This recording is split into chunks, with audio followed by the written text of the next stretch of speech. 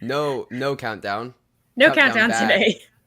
Yeah, we really had a strong discussion about the countdown, but I will still do this because we have to.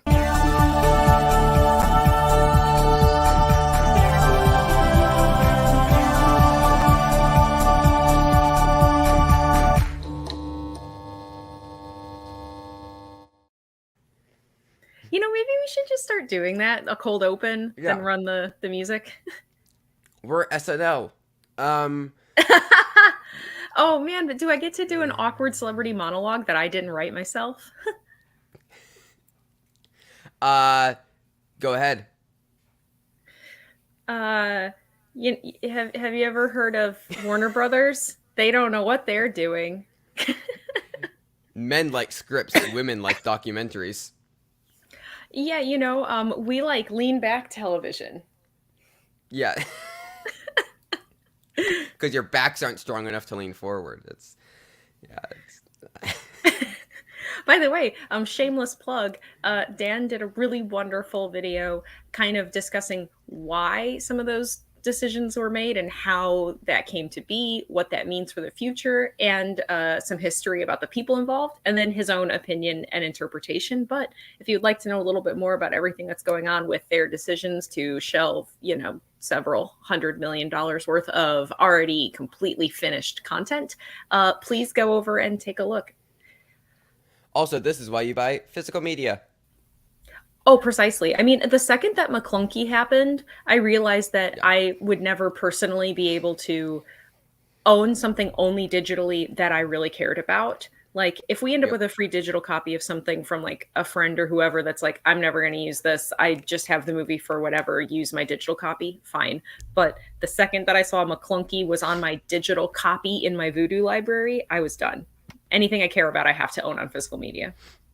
No, 100%. That's why I wish that streaming services would like release more TV, more of their original TV shows on physical media because I would like to own some of those as well. I want Hacks, I want Severance, I want Succession. Like, give me those on physical media. Yes. I don't want them to go get lost into the ether. Like, Do you want to explain, remind everyone about McClunky? so now all the Star Wars movies they say the word McClunky, and Star Wars movies change all the time, but like why? Yeah, like I think Greedo, that's right apt. before he shoots Han Solo, he goes, McClunky.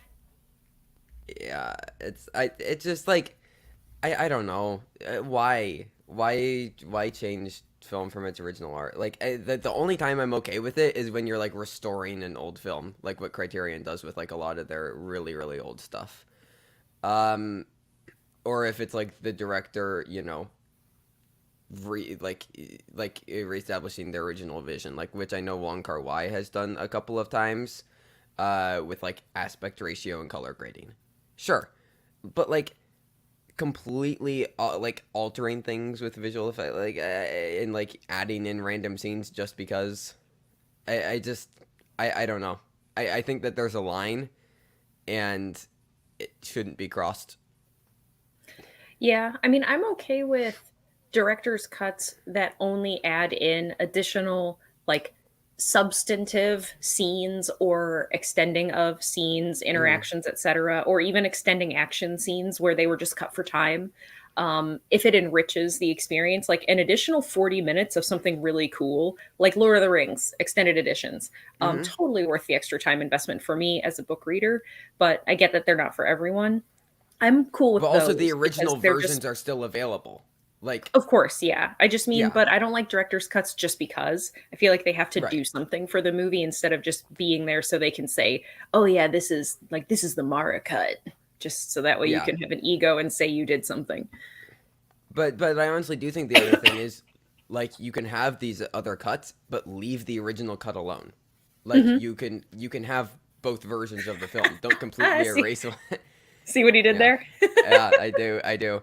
Um but like yes, you can have the director's cut. That's great, but like you don't need to erase another fully constructed film. Like I don't know.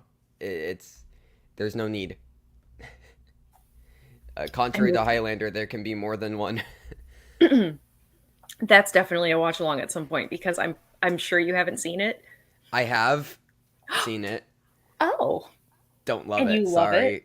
No, I you don't do. You actually. do I though. don't. Okay, well, Christopher if that's Lambert is a what's treasure, and Sean Connery is perfectly cast, ethnically accurate in every way. it was a movie for sure. That is a fact. We're like shooting uh like A game today, man. So proud of us. It doesn't help that I didn't wake up until like 4 in the afternoon. Yeah, that's fair. That's fair. I had Premier League this morning. Premier League soccer starting up. Ooh, Very, very exciting. Tottenham 4-1 victory over Southampton to start off the season. Technically in first place right now off of goal differential tiebreaker, so let's stop the count, everybody, and leave it there. there you Maybe we go. can win something for the first time in 70 years. Um, Saw Highlander first one, blew me away. I think that's how it's going to be for me with a lot of films. If I saw it for the first time in like the 80s or 90s, it would blow me away. Um, it just doesn't like I don't know. I've wait what? That's Oh, actually I've really interesting. seen Yeah. I've seen people talking about that doc. I feel like I should watch it. People Maybe have been that can be saying it's good. homework for us, Yes, done with that. It's summer. especially Um, because I think that we are going to have a pre-taped episode next week because I will be at the Hollywood Critics Association TV Awards, and fun. I don't think doing the show from my phone during the awards, especially if I'm lucky enough to present one, would be entertaining for you guys. Like I'd just be there in Or it could vertical be the video most mode. entertaining thing. I mean, It would be fascinating. we'll put a pin in it. Maybe if I find out whether or not I'm going to present. If I'm presenting, then sure, why not? I might as well make it weird. That like if you're presenting, that could actually be very funny. Just like awards being announced in the background. You just occasionally pan. Oh look, there's X person. Like it's Maybe I could ask one of our awesome friends who's been on the basement before to do a co host with you again, and I could just pop in and then you could take over the show. We could always do that. I mean, you can drive. You're over 16 years old now. I can and I am. Those two things are true. You're almost 17 years old. Can you believe that? Um well, yeah. I don't know. Linear time's a fascinating thing. Do you want to talk about Ooh, okay. Do we want to talk about string? it? Sorry, I get straightened I up a lot when we start talking science. yeah, no more documentary posts. Got to get into that script post. Well, Uh, remember, documentary television is lean back television, and science yes, television is yes. lean in television. That's never going to get tired. I'm going to use that until it is like beaten like a dead horse in the ground, and I'm still going to be like, ooh, a pony. Um. Anyway, I've never heard that before. That when I saw that, all I saw was butt stream, and I was like, "Are we getting a diarrhea joke in the comments for the first time ever?" Oh my god, that's uh, great. yo, we'd have two guaranteed viewers: Quentin Tarantino and Bob Odenkirk. Um, It's true. Hey, last time at the HCAs, I was sitting right next to Kenneth Branagh, so maybe I could get oh, us a crazy interview with someone amazing. that actually would be very funny. Um, or just to look at their feet. So, um, Is that like 12 years from now? Are we going to look back and be like, this is where him putting feet in his movies started? This is where Trevor, this is the moment that it congealed in his brain. this is my Quentin Tarantino moment. For Um, sure. anyway, that's another fascinating thing that I okay. I have a theory about that thing that I will tell you off air. Okay. Not I'm not gonna talk about frightened. it on air, but I have a theory about why the foot thing is a thing, and I will describe it off air. Anyways, um, I'm going to hold you remind to here. that. I'm gonna make a note in the private chat so I don't forget. I'm just gonna type foot thing. There we go. All right. Oh, out of So context. That's a weird private chat to get. Especially since, like, I mean, your sister very much understands, and she will 20 years from now when she's my age. Um, ballet feet, eventually there comes a moment where you're like, these are useless now for anything else. They've been ruined, and I just want to cut them off. I have the world's just worst feet. They like my frequently my toenails still just randomly pop off like pogs. Um, my feet are horrible. So when you say That's how I feet am. stuff to me in a weird private chat, I'm like, not these feet. Anyone else's but these. Volunteering Dan. But no, that's how I am with my knees from soccer. It's just I have terrible knees. Like I am already having problems like with like sitting down and standing up. I'm gonna have the worst grandpa knees by the time I'm 25.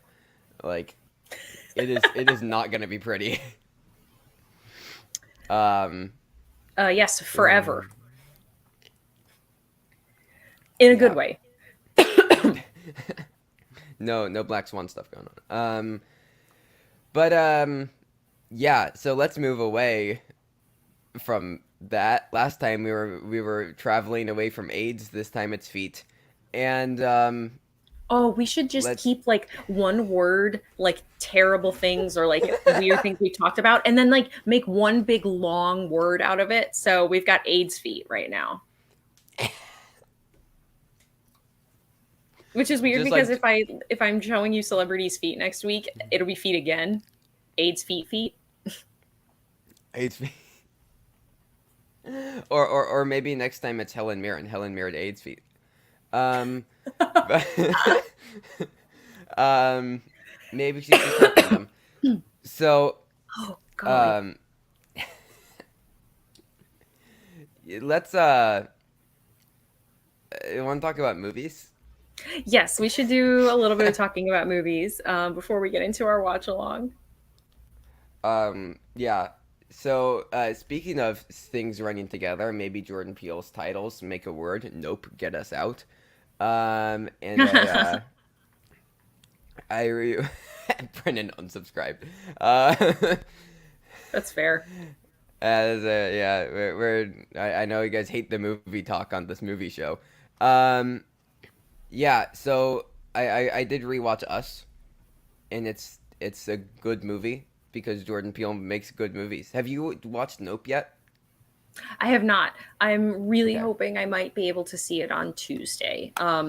With got it. travel coming up, and also I'm really picking up the slack on baking channel prep that I couldn't do while I was really, really ill. So I painted our kitchen island and painted half our kitchen cabinets and put new hardware on all our kitchen cabinets and made one batch of what I'm calling toxic waste cookies as a prep for a Halloween bake. So I was busy and I wanted to try to see it on Thursday, but I couldn't find the time. So That's fair. hoping that I can see it before the end of the next week.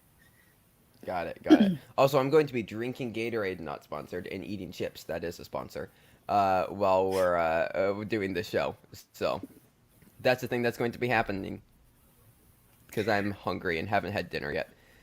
I mean, I Um, might have Dan bring me French fries that are downstairs because I have no appetite whatsoever right now. I mean, I don't have hunger cues in general. Like my yeah. body just never cares about when it eats food, Hmm. and I just wait till I start shaking, and I'm like, oh, food. But Do you he ever got just like me forget to curly eat? fries.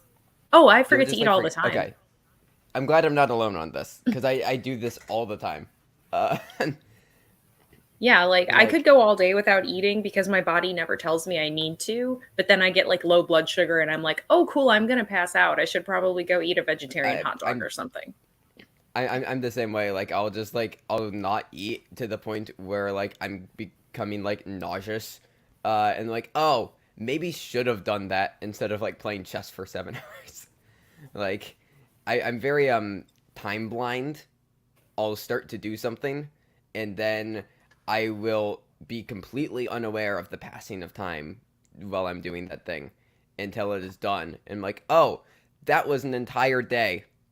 Cool. So I'm not great with that. Um. Anyways, I rewatched Everything Ever All at Once for a milestone 10th time. Um, Whoa. with a friend, and we both sobbed for 20 minutes. So that was fun. Glad to share it. Oh. Said it was one of their, if not their favorite movie they've ever seen. So spreading the Wow. love. Um, Rewatched Lady Oh, Bird, do you want to as you tell do. people about your disappointing Oh yeah. interaction Hmm. about bodies, bodies, bodies with your local theater? So Marcus theaters, I love them. Our AMC is not great, unfortunately. They don't get the best of things, and the theater, like, their auditoriums just aren't very good. All of the AMC's in surrounding cities, pretty good. This AMC, for some reason, just isn't very good. So I only go to see the Nicole Kidman clip. But Did you then know they cut it down? It's like smaller I now. know it was very tragic because I had the entire thing memorized. And Oh then they wow. cut it, and then they cut out parts, and then I was very confused. But anyways, I cheer every single time it comes on. I'm that annoying person. Um, but I must recommend there's like a 7 minute analysis of it on YouTube that is delightful. Um, but yeah, so they had the words body bodies times three because I can't talk. Uh, and it was listed for this weekend up until Wednesday when it was then taken off. And I was a bit confused because it's supposed to be just like a New York, Chicago, LA, like very limited release. And it was like, oh, that's cool that we're getting this, I guess, because it's going wide next week. And then and then yeah, it just it just they didn't happen. And then I wasn't able to see it today, which was my plan, which was sad. But I'm seeing it next weekend now, so that was an annoyance. Yeah, I felt so bad. I can't wait for you to see it. Just a I'm few going to very love it. non-spoiler thoughts because, of course, probably no one has seen it yet.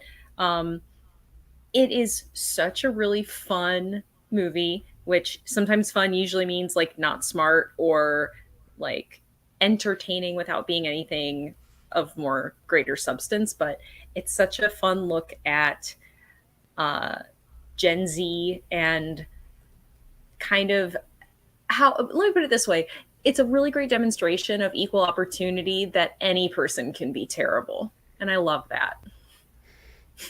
Yeah, I mean, listen, Rachel Sennott is going to be one of the greatest actors of our generation. She is going to be a star. Um, I hope so because I will say this: seeing her in the movie, and then she did a live. There was a live Q&A afterwards. Um, she had. I want to see another performance from her because right now it seems like she's very, very lucky to have gotten the Ryan Reynolds roles where she just gets to play like a yeah, heightened version of herself. And I want to see what her range is and like if she can act like someone that isn't who she is really. But her in the movie is hilarious. She's the standout like comic timing and execution person for sure. yeah. I. For those who do not already know, Shiva Baby is one of my favorite things to ever exist, ever.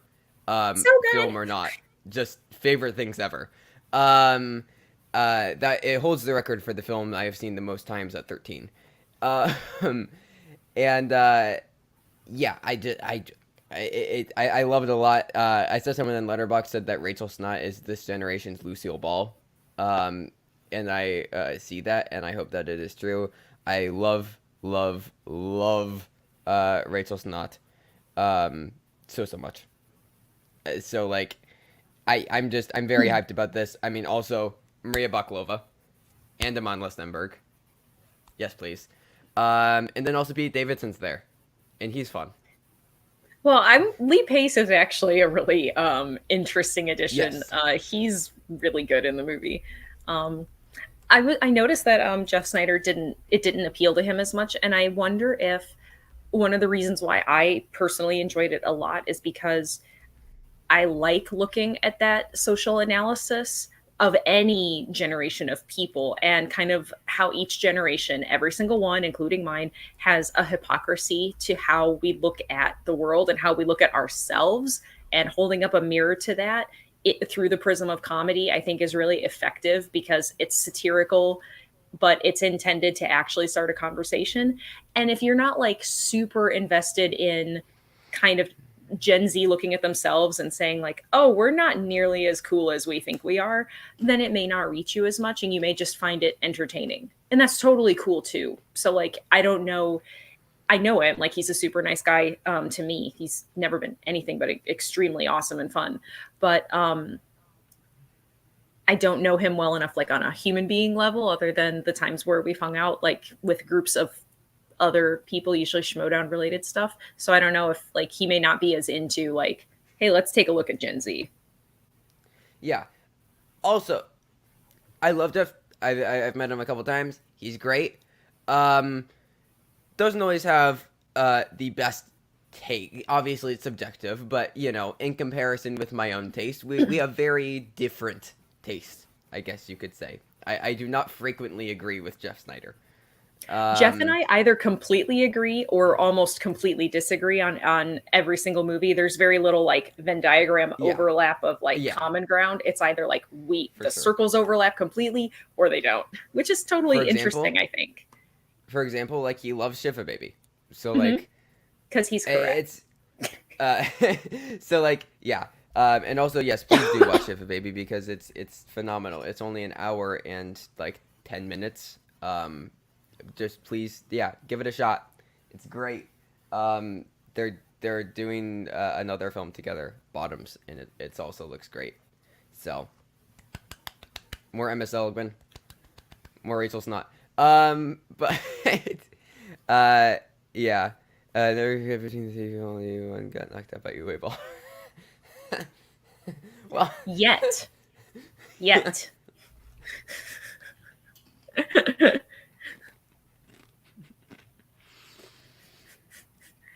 I love the sound of you laughing and eating a cracker at the same time because I was ready for you to spit it out. Are you going to spit it out? Come on. No. Come on. What kind of crackers are you eating? Show everyone. I'm joking. Actually, like, what kind of crackers are you even eating? Because I thought that most crackers had wheat in them. These are corn chips made without wheat. I don't know. Yeah. I don't know if I can have crackers. I don't know if you can either, but hey, the eating corn kind, chips not are great. The white person. I mean, you're in corn country, so. Yeah. No, you drive, 10 to 15 miles any direction, you're going to hit a cornfield. For sure. So, yeah. Don't love it, but, you make do. Cornfields are fun. I used to get into so much trouble in cornfields when I was your age. That's fair. Yeah, I've never the idea of running into a cornfield and not knowing where I am has never been appealing to me. Well, just so you know, if you ever do run into a cornfield, you have to run like this. Yes, because the corn leaves will slice into your skin, and it's better to slice your arms than your face. Or novel idea, you just don't get sliced at all. I mean, I'd love to imagine that happens, but like when you run through corn, the little corn leaves, they cut you. It's like paper cuts. Well, but you could just not run in corn. You could. Is what I'm getting at. But what if you were in a horror movie? That's like required. Well, point taken. It's spooky season. Spooky season started on August 1, Trevor. Okay. Sure, I'll take your word for it. Yes, you can now try to reverse engineer and triangulate my location by the knowledge of cornfields within a 2,000-mile radius. Yes, Mar knows where I live. You could bribe her. I don't know. I'm so not bribable anymore. Do you have any idea how many Lego sets I have that I haven't even built yet? What could anyone possibly bribe me with? Although I still am doing a lot of upgrades to the kitchen for the baking channel. So hooray for credit cards. Yeah. Do you want to talk about some new movies? Yes, I do. So did you see 13 Lives? No, I don't know if I Okay. want to. It I want to see. I hope it's on video somewhere of Ron Howard, in his reaction while on production of 13 Lives, and then the rescue being announced for Toronto International Film Festival. Like, I want to see him scream and throw his camera and pull his hair out. Well, or watch Because him chuckle when it gets snubbed at the Oscars. yeah. Anyways, this movie was not very good. Um, it's very meh. It it has like, I mean, it shows like the, the days, and then it has like maps of like it like so desperately wants to be a documentary. There are so many documentary things that it does with its editing, but like, I know it's so odd. Like, it's 2.5 hours long, and it's Wow. about an hour longer than it needs to be, because in all those 2.5 hours we never get beyond the most like shallow and like surface level representation of who all of these characters are. Oh, dang. um and it never gets me to actually care. Like, it's undeniably well directed technically. Like, all of the cave stuff looks good. The sound design's like very incredible, what they do with like the echoes in the cave with the water, and then like the tanks hitting the side of the rocks. Like, the sound work is incredible. um the editing is really janky. I think the situational editing is good, as Mhm. we are like seeing them through the caves, but the structural editing is really like, the pacing of it's so weird. Like, the if you've seen The Rescue, the Harry, Dr. Harry, the anesthetic guy, he Yeah. shows up like an hour and 15 minutes into the movie, Yeah. and we just don't learn much of it. Like, every single character is so incredibly underdeveloped. Like, they all have one character trait. It's like, this is the doctor guy and he's nervous. This is the dad and he's scared. This is the skeptical Oh, guy. And it's like, all of the personality that we saw in the documentary, The Rescue, just completely eliminated. And like, I don't know how you're able to make a movie that's an hour longer than The Rescue, yet do like 5 times less character development. Like, it's really, really strange. Also, for a film based on a true story, okay, that happened like 4 years ago. hmm. Not only that, there was a documentary last year, which I get. We can't like hold it accountable for another movie existing. Um, that's not entirely fair. But this happened 4 years ago. You know what's going to happen. Like, unless you've been, living in a cave, you may say. You know, like, you know how this story is going to end up. Everybody watching knows how this is going to end up. So, what? Simon.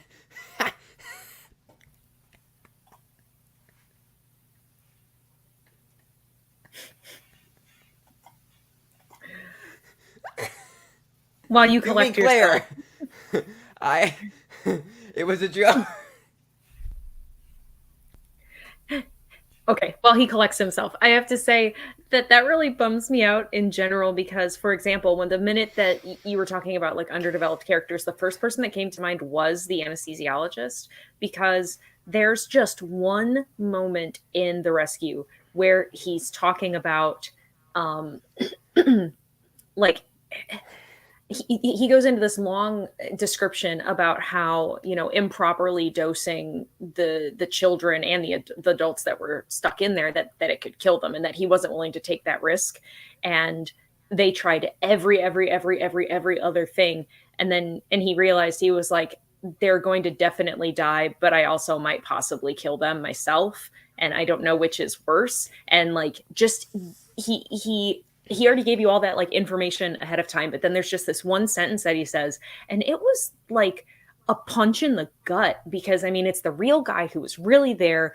You can tell that he's still so affected by it and the fact that his character is so underdeveloped in the movie version kind of really bums me out because that me, I don't feel human being things. Like human being feelings are hard for me. But like and I remember watching this when it was on the news. Like and I Mm-hmm. told Dan I Me was too. like, okay, because I went to confined space rescue training for working in a nuclear plant And so I definitely can't like do the things that they did, but I know about doing the things that they did. And I was like, Dan, I'm so sorry. Those kids, they're all going to die. Like, I was completely positive. I was like, there's no way they're getting them out. They're all going to die.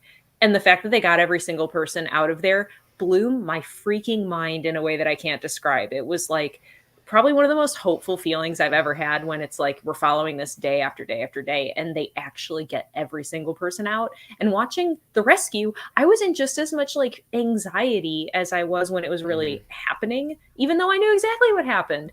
And it kind of sounds like I wouldn't feel anything watching 13 Lives, which is kind of a So bummer. So yeah, so that moment that you're talking about, that like moral dilemma, is given maybe 5 to 10 minutes of screen time, and the Oh other man. options being exhausted are only told through dialogue. What? Like we barely even see them. Um, Oh it's man, I just like like the disappointment over and over again was so important in the rescue. Like, oh my gosh. it's just it tries to be way too sprawling. Like it looks at like we see like the farmers and like them having to like sacrifice their fields to divert the water, and we see the guy going up with this old man like trying to like divert the water for like 20 minutes, and it's like it's trying to tell so many different stories, and it's trying to just like over it, like I feel like it overextends itself to the point Hmm. where we see everything that's going on, yet I do not care about it, any bit of it. And it tries to have like these subplots, because if you have a true story like this, where everybody presumably is going to know how it's going to end up, give us something else to make it interesting along the way. Like something that we can learn something else about the characters. But like they attempt to do that. Like they have the governor character. It's very very fascinating in this, because he's like he's being fired, he's going to lose his job, but then they've let him stay on for these next couple weeks to be a fall guy if this goes wrong. That's very fascinating. That could have been something interesting. But then it's given like 15 to 20 minutes of screen time as like a subplot, and then it's just left unresolved. Like it teeters on the edge of like doing extra stuff to like give us more to grasp onto, and then just doesn't follow through with it. Which That's a is bummer. yeah, I don't know. Like it was still fine. I gave it 2.5 out of 5 on Letterboxd. It's like it's well it's well done. All of the cave stuff is well done. The performances are all fine. It isn't like offensively bad in any way. I need this. I needed this. I didn't need what we got. I needed this though. He'd make them all white. Um, but Well, and they'd all have daddy issues too. yeah. um, but like yeah, I don't know. There's bits and pieces of a new thing. It just yeah, yeah. So I completely agree with this in the chat. The movie would have been way more interesting if the governor was the lead and the main POV of the film. 100%. It would have given a fresh view on this like story that we already know. It's a very very interesting character. Um, but yeah, everything just felt so undercooked. Even if it's like it's well done, and there are some like very entertaining and well done scenes with the cave rescue. Like all the No, is it underwater stuff is undercooked done or really is it well. well done, Trevor? Pick your Uh, meat. it's rare. Actually, no, it is. It's actually not rare for Ron Howard to make an underwhelming movie. Um, yeah, I don't know. Okay, what's like a good Ron Howard movie? Um, Rush, I guess. yeah. Uh-huh. Um, Cause like I don't know. I don't love A Beautiful Mind. I like it. I appreciate it. I think that if it were made today, it would have been made differently, and I think it would have been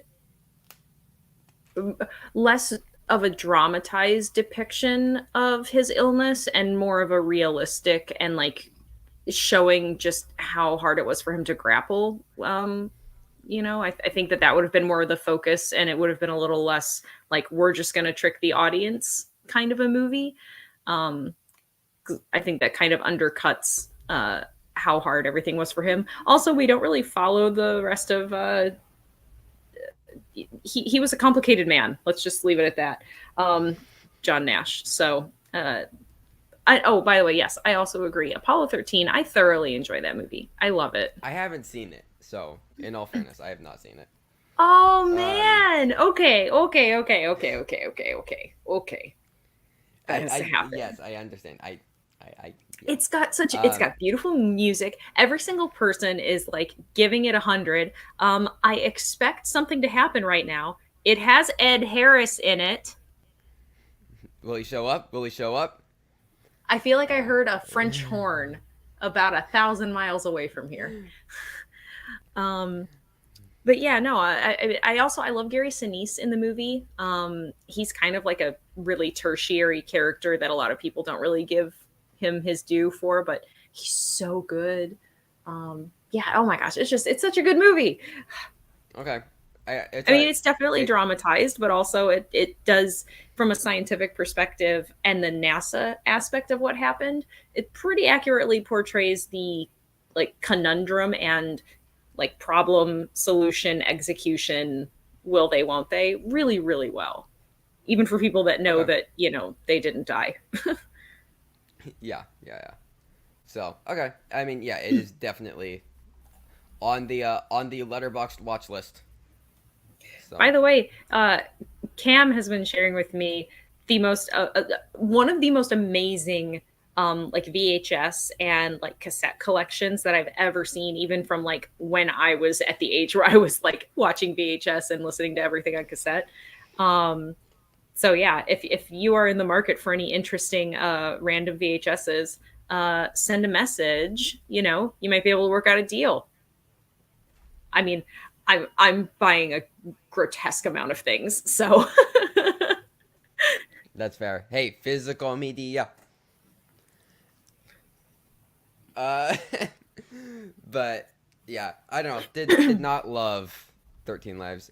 Also, so speaking of what you're saying with a beautiful mind and like um, dramatizing illnesses, I think a similar film is The Theory of Everything, which I do hmm. not like. And there's a great letterboxd review that said, laughing at the thought of the director yelling cut and Eddie Redmayne just standing up and walking around. um So, yeah. yeah. Well, I think we should at least briefly discuss your complete and total disdain for Bullet Train, but then we Yeah. should probably get into Predator shortly. Okay. Bullet Train was so boring. Um, I I did did not figure it like out, by this. the way. I don't know if action movies are your thing. Yeah. Yeah. I don't know. I don't like unless it's doing something like new or interesting or inventive. I just personally don't derive enjoyment from watching people shoot at each other and blow things up. That is not just like I see why some people enjoy it, and there's nothing wrong with enjoying that. Obviously, it just is not personally what I like. Um, No, and uh, that's totally cool. Like it takes all kinds. so yeah, it just I don't know. It did not work for me. I don't know how many saw my tweet about thinking that Joey King was Selena Gomez the whole time. Because that was a thing that happened. I was convinced. Um, but like, yeah, I don't know. I just like it didn't work for me. I'm not a huge David Leitch fan. I did not like Deadpool 2. I think Atomic Blonde is fine. Fast and Furious Hobbs and Shaw I did not enjoy. Even though I am way more positive on the Fast and so like and okay, I appreciate some of the Fast and Furious movies just because of how stupid they are and how much they recognize that they are stupid and it just does not care. Bullet Train is a movie that actually like it's dumb but then also tries to get me to care. Like it doesn't nail that balance. Like I think something that nailed that balance perfectly, Everything Everywhere All at Once. It struck the balance of like, emotional and smart with like, dumb stupid fun in like such a perfect way that I have not seen like replicated anywhere else. Like, and like this, it didn't balance it for me. Like the cast is fun, but like it just got so tired. Like I got bored of like the shtick and the gimmick like so quickly with it. Um, it's edited like a Mr. Beast YouTube video. Like every single time something is brought up, then it just shows it to us. Like yes, we as the audience, we we are smart enough to follow plot threads. Contrary to what you may believe, I am actually intelligent enough to realize that when a character showed up, we've seen them before. And I don't need to be given like a 1 minute like montage like flashback sequence to like detail where this character has been the whole time. Like no, I get it. And like if you feel the need to do that, you can either just trust your audience or maybe just not make the movie so convoluted that it needs that. It felt needlessly convoluted and way too overextended, and just not like I was so bored. I found it painfully unfunny. Uh, did did not work for me at all. Um, yeah. I thought that it was fun, and this is a movie that when I say fun, I do mean fun in the sense of like entertaining, but I am a big sucker for good, especially just practical hand-to-hand fight choreography, of which this movie did have a substantial amount. It was really inventive. I also thought that considering the confines of what they could do with COVID, that they made the most of the environment that they had to play with. It's also just nice. I like seeing Brad Pitt have fun. I mean, the dude Yeah. finally got his acting Oscar. Like, I love seeing him just do a movie like this and have fun. Michael Like the Shannon cast was having fun. fun. The cameos that I won't name, but there are a few surprises in the movie. Those were fun, especially the one person that kept asking about if things were related to sex. That was very Hmm. funny. I think it was a little overly long, and I agree with you. I don't think it quite needed to be as much like overlapping as it was. However, I will say that the marketing was actually a very good misdirect as to what the movie's focus actually is, because I thought that there was a character who was kind of going to be the focus and the primary antagonist of the movie, and it's not at all what the trailers make it look to be. So I actually found it somewhat refreshing that I went in, and that's my fault, just going in with any preconceived notion about a movie, which I try not to. But being kind of taken aback, like, oh wait, who's this guy? Oh, okay, who are you? So I And I found it guess to enjoyable. me Like, it's that a movie just I would totally rewatch, but like, am I am I gonna be seeking it out the second it comes out? No, but like if Parker's here visiting and it's like, hey, we just want to order pizza and just like watch a fun dumb movie where we're talking while it's on, and we're really just hanging out and the movie's kind of periodically on so we can laugh at a few good jokes and watch some good action scenes. That's like a good movie to have on. and I guess the thing for me is just all the characters constantly showing up and like some of them I don't know say like they aren't around for that long. I think that's fair to say. There are some characters some characters die. I think that's fair. I won't say who, but like it's the next one. Like it's it just felt very wasted. Like if we're going to get a backstory on a character, and then you know, like what was the point then? A lot of it just felt very ancillary and like it wasn't pushing forward a lot, and it felt very like just repetitive to me. Um, I don't know. I could not get into it. It's very well photographed. The cinematography is very fun. Like the lighting's very good. The use of color is very good. I appreciated the production design. The cast is very charismatic. It just is very much not my type of movie. Yeah. And I mean, I knew that going in. It just this type of filmmaking, the David Leitch brand of filmmaking, just like I mean, as as Intervelde said, so basically the majority of major studios movies. Yeah, Right. that just they aren't my thing. I'm not trying to be like a contrarian and be like, oh, I don't like the studio stuff because like I do. I mean, I like Top Gun Maverick. Like it's like I like it when it's well done.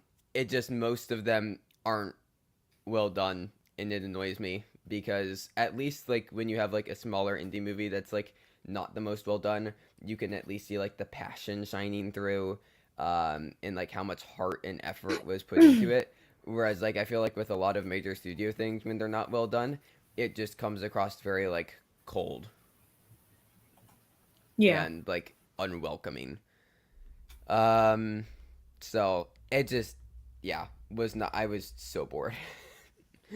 Yeah, was not not my thing, but that's okay. Doesn't Yeah. doesn't have, not everything has to be my thing. This just definitely wasn't. So um, Well, is there anything else that was sort of happening this week that we want to discuss, or do we want to? Oh, well, actually, I guess there is one thing. Um, yeah, I have not yet. I was actually going to watch Predator before I watched Prey. So yes. So I have watched Prey. Um, non spoiler thoughts, and I'm going to be exceptionally vague just because I I don't want to give anyone like a leaning one way or the other. Um, there were things I really enjoyed. There were things that I felt could be improved upon. It was a gorgeous movie. Like it looks absolutely beautiful. Um, I think it is a superior sequel to all of the other sequels that have come out, even Predators, which I'm a very big defender of that movie. But I my brain broke. Hold on. Okay. I figured it out now.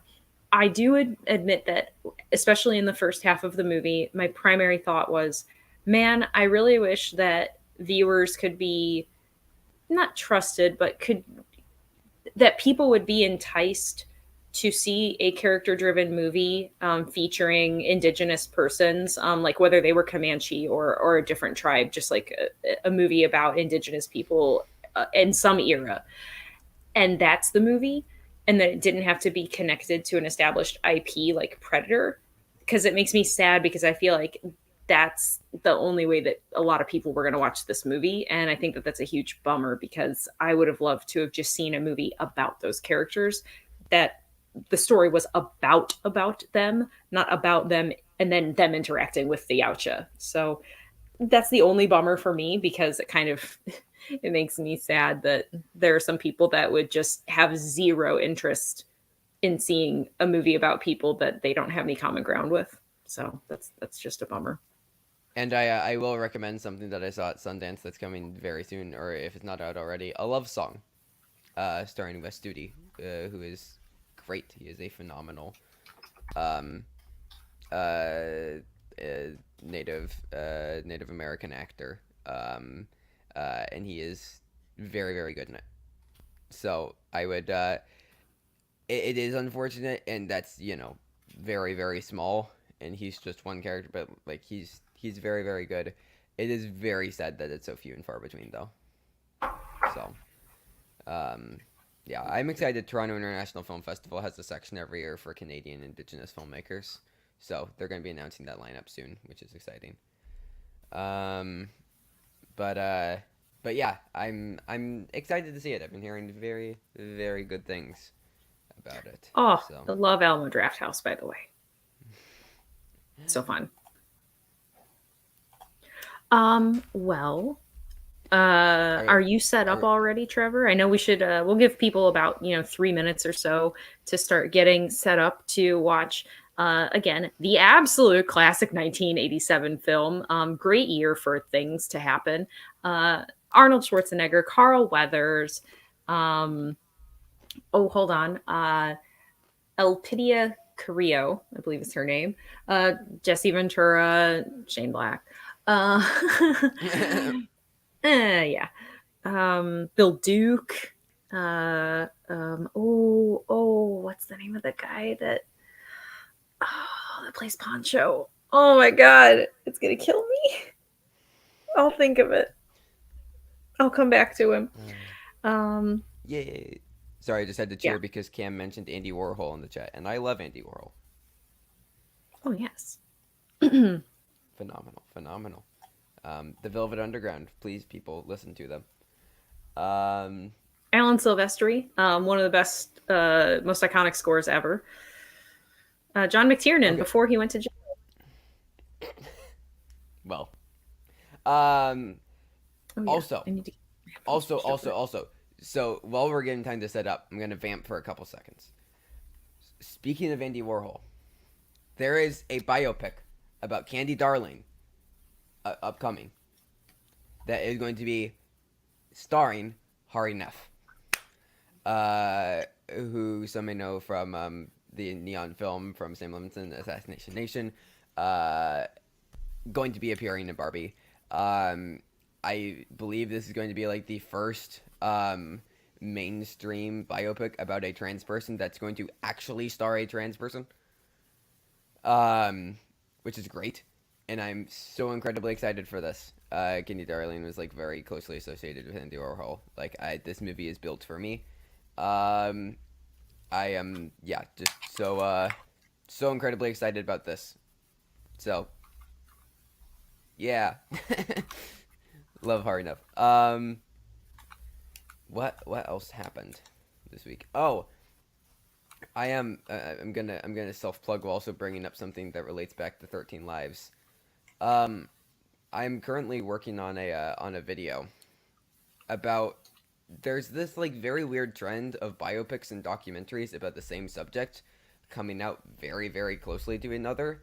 Um, Yep. so in a video I have that I'm working on currently, I'm going to be comparing five of them. So we have 13 Lives in the Rescue, and then we have Spencer and the Princess. The Princess comes out on HBO Max a week from now, as long as they don't cancel that too. Um, and then there was Being the Ricardos and Lucy and Desi, came out 2021, 2022. And then you had Won't You Be My Neighbor and A Beautiful Day in the Neighborhood about Fred Rogers in 2018 and 2019. And then you also had RBG and On the Basis of Sex about Ruth Bader Ginsburg, and both in 2018, I believe. So very, very interesting that you have, like, within the past 5 years, five examples of biopics and documentaries coming out within a year of each other about the same subject. So very fascinating, and I'm working on a video about that. So that's a thing that's going to be happening. I'm going to be very excited to watch that. I find those sorts of comparisons really, really interesting. So watching RBG and Won't You Be My Neighbor for the first time, probably tomorrow. So I'd be interested. I don't know if it's an aspect you were going to explore, but if you can look and you can find like reputable information for between the like fictional and then the documentary, um, which one was greenlit first each time? Just as an mm-hmm. interesting factoid, because like, was the documentary greenlit first every single time, or was it a mixture? And how did one Yeah, possibly influence the other? Maybe, maybe not. yeah, yeah, for sure, for sure. Because like there are a couple of them that were like ridiculously close though. Like I Yeah. mean, like Being the Ricardos and Lucy and Desi especially. Like Being the Ricardos coming out in December, and then Lucy and Desi like a month later at Sundance. Oh, sure. Uh, I mean, I just don't know, like what which was their greenlit first. pre-production Yeah, schedules and everything were. yeah, yeah. That'd be interesting. That'd be interesting for sure. But yeah. Oh yes, and the two Pinocchio biopics that coming out. Actually, three, because Lionsgate has one, Disney has one, and then there's the Guillermo del Toro one. I barely needed one Pinocchio movie, let alone three more. Um, yeah. So the Lionsgate one is Pinocchio: A True Story. Really? Yeah. Anyways, the Guillermo del Toro one looks great. Oh, yeah. I mean, visually, it looks good. I mean, like, Jesus, between the comparison between that one and the Zemeckis one, like, it's not even close. Yes. um. Well. Shout out to Should we? JTE. Yeah. Yes. Our Oh shoot. Sorry, hold on. I'm gonna use one remote to grab the other remote. Here we go. Here we go. Here we go. To grab the third remote. There we go. There we go. All right. I don't know which one I'm supposed to be using, so I'll hit play on all of them. all right. All right. So I'm I'm paused at all zeros. okay. Briefly, let's do a prediction. What do you think my letterbox score for this is going to be? I'm curious. This is really tough. I don't think you're going to connect with this at all. I Okay. think you're probably going to give it a 2.5, maybe. Okay. Okay. Interesting. I'm I really mean, not sure. again, I'm just like super steeped in like in the Yautja, in their lore, in like spin-off materials.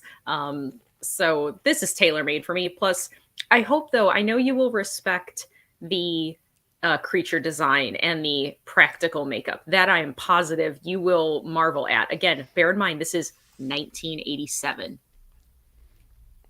You know how I love my things done practically rather than digitally. I do. And this is on Hulu right now. Surprise, surprise. You know. Yeah. So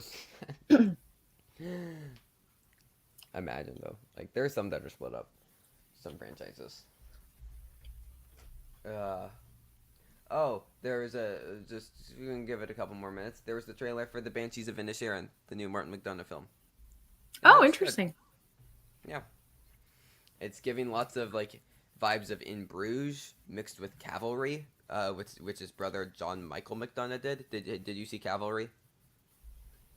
No, but I'm familiar with it. Okay. Yeah, it's like a mix of like those vibes. And it looks quite good. I'm excited about it. Hopefully, yeah, Colin Farrell, he's 2 for 3 so far this year. Hopefully, make it a 3 for 4. Having a big year. Maybe he's the Andrew Garfield. Garfield did 4 Maybe. last year. Farrell with 4 this year. So, yeah, I think still his best is After Yang, but I'm assuming most people would say Batman. Yeah, Barry Keoghan did look very good. Like maybe he's the big supporting contender, and it isn't Brendan Gleeson. I don't know. Anyways, Very excited to would we check it like out. to predate her? Yes, yes, we would like to do that. We'll do a 5, 4, 3, 2, 1 play. All right, sounds good. All right. 5, 4, 3, 2, 1 play. Musical. Oh.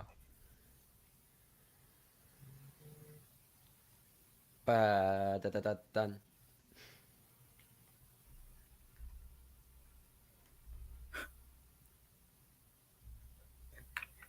I'll catch up. Mine did not play right away. Okay.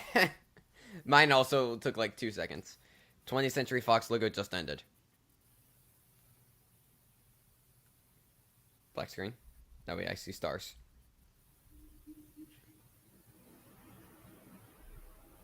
A Gordon Silver Davis production. Arnold. Okay, yeah, I'm like maybe 2 seconds behind you. Okay. Sadly, no Dan for the screening because he is trying to get all sorts of stuff worked on for our travel that's upcoming.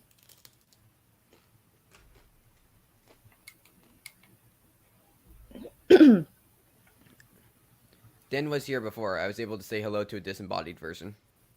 That's true. And then he did bring me my my frites, so I'm Yes, we saw his snacking on hand. them. Yes. Yo, we got the Star Wars opening shot. Okay. We're just. Nice.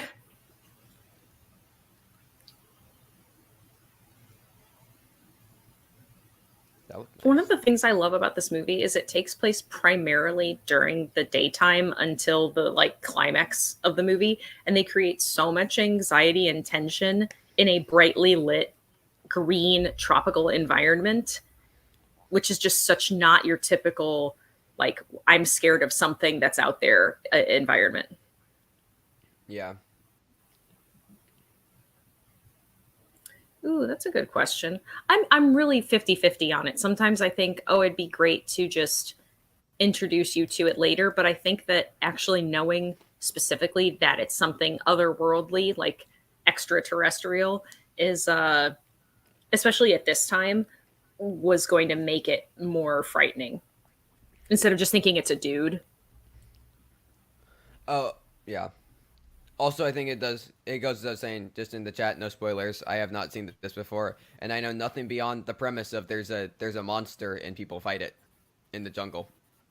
So that's about it. The good Got to news turn my is, other subtitles than on. who makes it and who doesn't make it, there's actually not really a lot to spoil about the movie. Okay.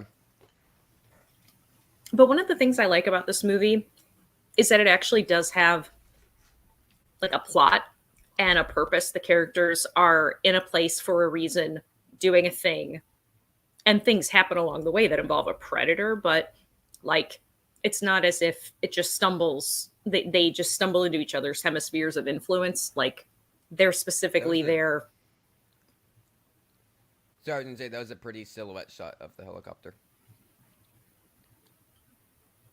Who shoots this movie? Sorry, you know how obsessed I am with cinematographers. Uh, Right. I gotta see who shot it. Gotta turn my subtitles on because okay, sorry, not to divert back to Bullet Train, but the audio mixing that was so bad. I don't know if it was just my theater, but I was having such a hard time hearing like the characters' dialogue sometime over the music. Which that might have just been me, but yeah. Donald McAlpine. Who else? What else has he done? Oh, he did Romeo and Juliet, the Baz Luhrmann. Okay.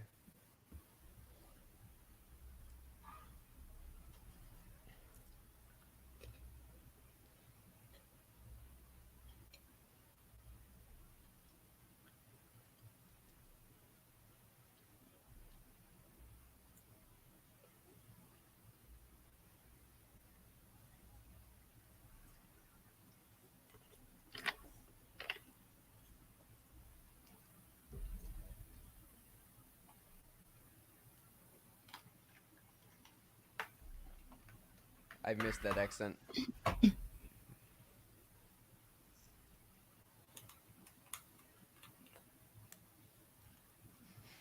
Two governors and one almost governor. Yep, exactly. That jawline, though. Right. Oh god, I love this so much. That shot. Okay, so that's where the meme comes from. Yes. Got it.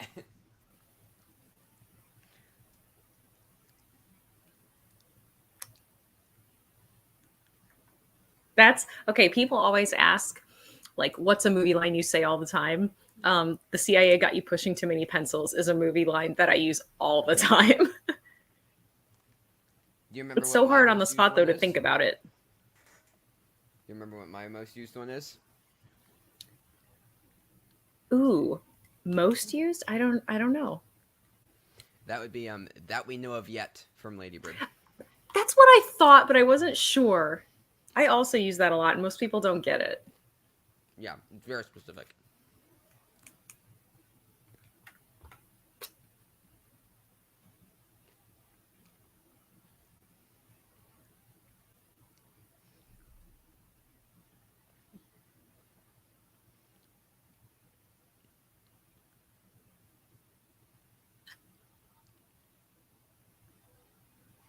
How many people in the chat do we have watching along with us? Yeah.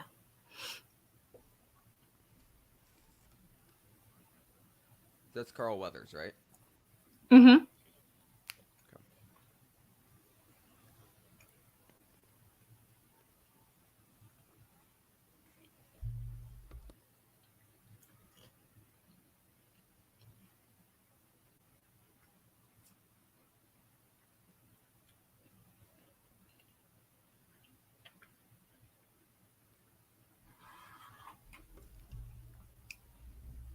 So what movie wins the sweat battle? This or Top Gun?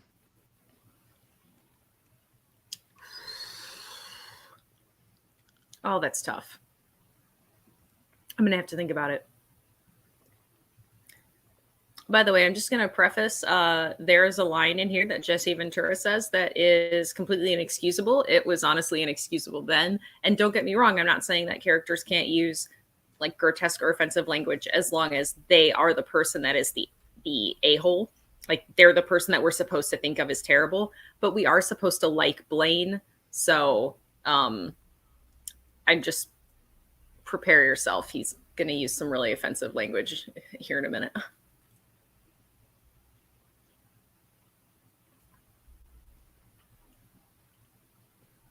Although he does also say something really cool right after that. So it sucks that you have to like prepare yourself for something really not cool and then here's something really cool.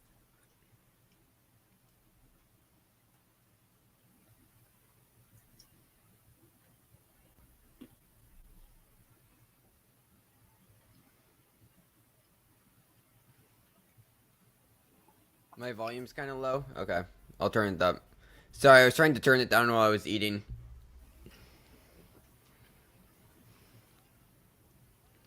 Was this better, everybody? Yeah, you sound better. Okay.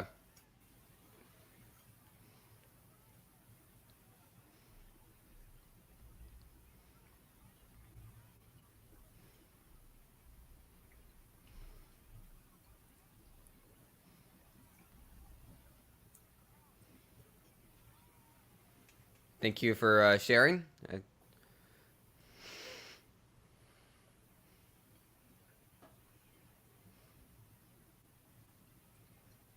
By the way, I'm going to address that later.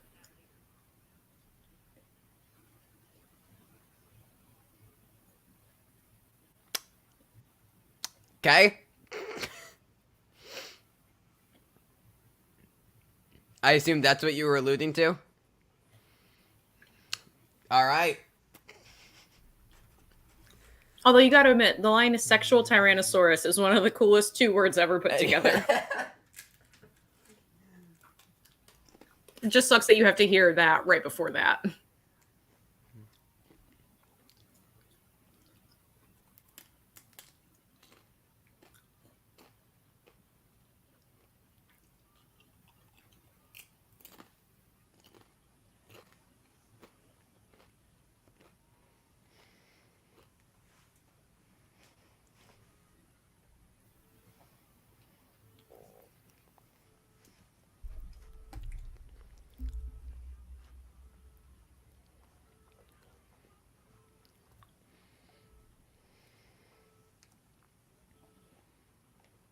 Do I own this movie?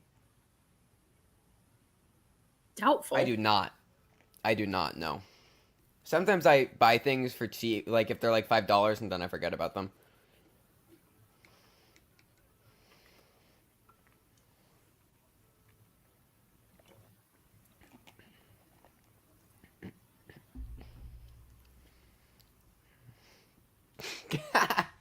Garth. So nice one, nice one.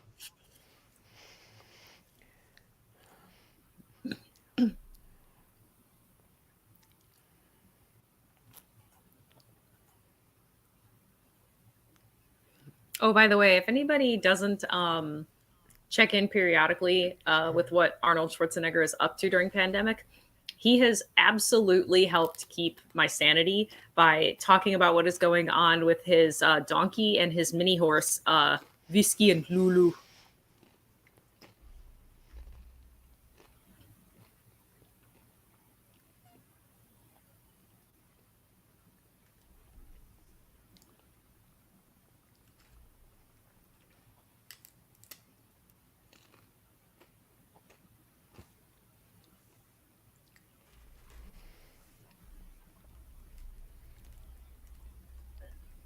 I actually love one of the things about this movie is how quickly we get into what the purpose is of these characters. Like literally the mission is explained in the first 5 minutes of runtime. And then they're in the Yeah. jungle shortly thereafter. That 35 millimeter looks pretty good. Oh, and then the music coming in. Oh, I love it so much. Yeah, no. I've always found like either like 35 or 16 millimeter to be like the best way to like capture like naturalistic like like nature environments. I always think it looks very pretty with the grain.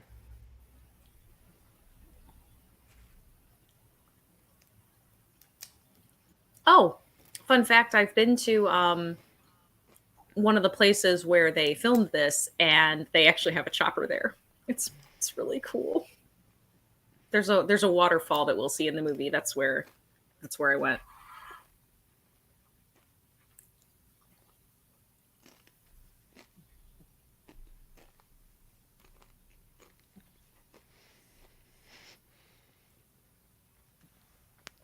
Can already see the influences on something like Kong Skull Island. Oh yeah, man, a lot of choppers Love died in that movie. I love working through like films backwards because normally you'd see Predator first and then be like, oh, that influenced Kong Skull Island. But I watch so many new releases that I just work through backwards. It's very fascinating. See the result before the inspiration.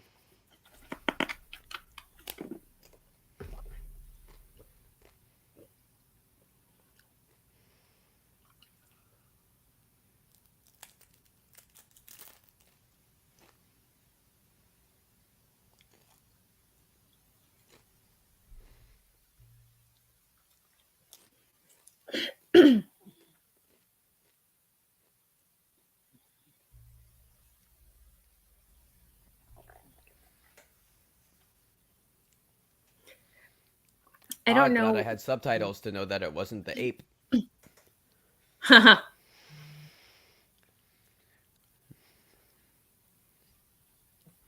Weird don't that we know don't have quite two what the different veracity pronunciations. is of the So, claim, but Sonny Landham, I've read it on IMDb that there was a bodyguard on the film for him, but not to protect him, to protect everyone else from him and his somewhat high flaring temper. got it. So he was the original David O. Russell.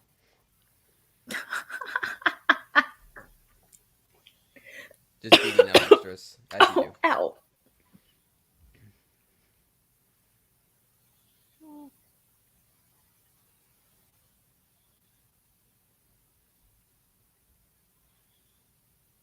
It's crazy how long Alan Silvestri has been doing scores. Oh, I know, right? Like he's been doing that since 1972. It's been a little minute since then. Yeah.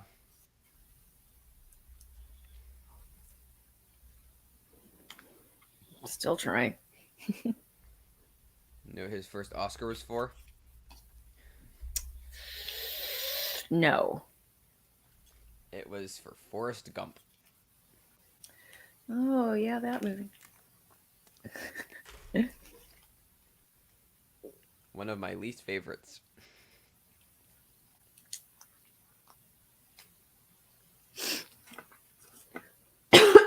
Oh, excuse me. But honestly, that year though, like that and Pulp Fiction did not love it. Yeah, I know, same. Um, Makes me I wonder saw if it in Pulp Shawshank Fiction would have had Redemption a though. greater impact on me if I'd seen it younger, but I didn't. I mean, I saw it at 15 and didn't enjoy it, so I don't know. True, I just mean though, like for me at 15, it would have been a lot closer to when it came out. So, Yeah, there wouldn't have been as many nonlinear movies that had come out and kind of ran with the format and enhanced it. yeah. That's that.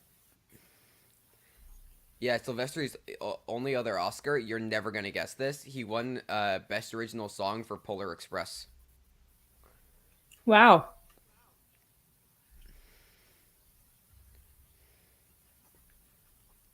for Believe. It's fun. I'm sure the makeup department had some fun with that. Just shredded bodies. Is that? I'm assuming that's an IG question, Jim Hopper. So here's the interesting thing. They say C.E. Hopper, but his name is Mhm. Jim Hopper. So it's like, who has a name that starts with a C or an E, first or middle, that goes by Jim? And Jim.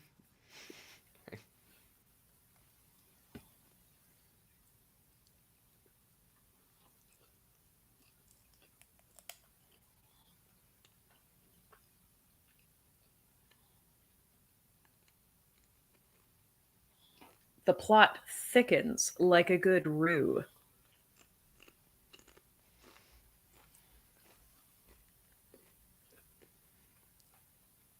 Okay, yeah, Simon, I completely agree with that. I think that Reservoir Dogs is great, and Pulp Fiction is just not very good.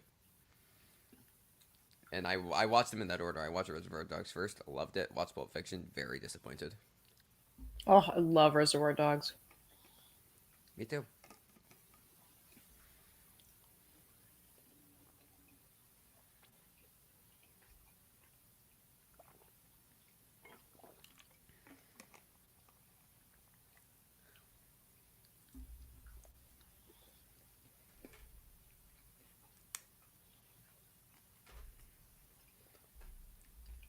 I feel like that's a quote.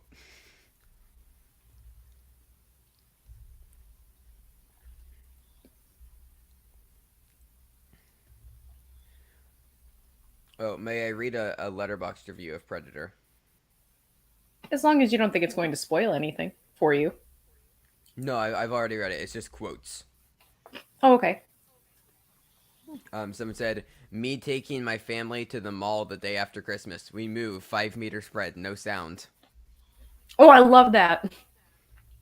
And there's another one. Me when the trip to the in-laws is going badly. So you cooked up a story and dropped the six of us in a meat grinder. Love it.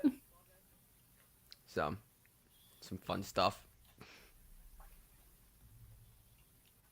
Oh, got the heat vision. Something scary's coming.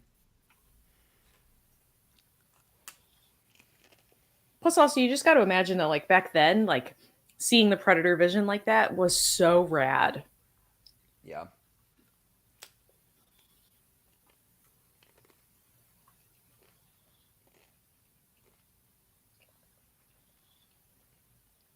I really wish they'd been able to keep Prey under wraps because I know they intended to not overtly reveal that it was a Predator movie. I would have absolutely lost my mind if part of the way into the movie the Yautja showed up. I would have freaked out and it would have gotten such great word of mouth. I was talking about that with Jacob London just last night. He mentioned it and he's totally right. Like every single person would have been tweeting about the movie saying, "You have to watch Prey. I can't tell you why." Yeah.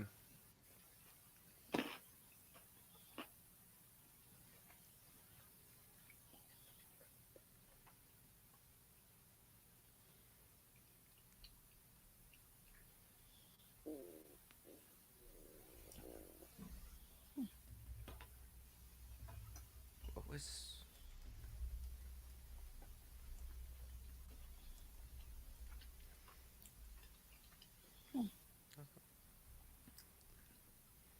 Even though I know it's not very long, it's just in general I love the tracking shot with him crawling down the hill and crawling up to overlook this little camp of people.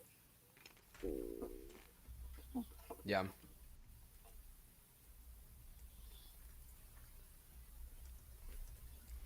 Okay, odd question. What is your favorite tracking shot? I mean, the entire movie 1917. Well, that's fair. It's actually very fair. Uh, Oh, have you seen the Twitter account but with a raptor? yes. I love the 1917 one that they did. I also have. I also the singing in the rain one. Yes, I showed that one to Dan and he about lost his mind. I also love the just the little like 6 second clip from A Star Is Born where it's like, "Hey, I just want to take another look at you," and then the Velociraptor goes. or whatever, does its raptor thing. Oh yeah, Cam's right. Excuse me. Atonement has a great. I mean, Atonement, one of my favorite movies ever. Dan The one hasn't that comes seen to it. mind. I need to have him watch it. It's Wait, so good. actually, wait, just a second. Dan actually hasn't seen Atonement. I mean, I'll verify That's that. Give me a second. I'll text him. that's tragic. Anyways, two that come to mind for me are There Will Be Blood Oh yeah. with the things on fire, and then also in recent memory the opening shot at the car show thing of Teton, when they get Roussel's walking through all the cars. Not opening shot, but the opening sequence. So. Oh, Trevor, I forgot to show you this. At the Bodies screening, they gave us all glow sticks. And so the whole theater was like enrobed in various colored glow sticks. Nice. Goodfellas also has a great one. Just rewatched recently. Oh And yeah. obviously, Children of Men. Mm-hmm. Birdman. I mean, Yeah, I verified Dan has not seen Atonement. that's terrible. I know. We'll watch it soon, but we're actually doing a very epic movie watch right now for a purpose. So we have about 100 movies we need to watch in the next month. And so I don't think we'll be able to squeeze it in until after October. Because once we get into October, then it's spooky season. Because it's the best month of the year. Oh, one more tracking shot that I showed out is the opening 5 minutes or so of Soy Cuba, or I Am Cuba is the American title. It is a phenomenal film from Miko Kaletsov, or Kalatozov. Names are hard. Kalatozov. But yeah, no, it's a beautiful film. So yeah, the opening 5 minutes are gorgeously shot. All right, everybody. Arnold Schwarzenegger is about to be a total BA.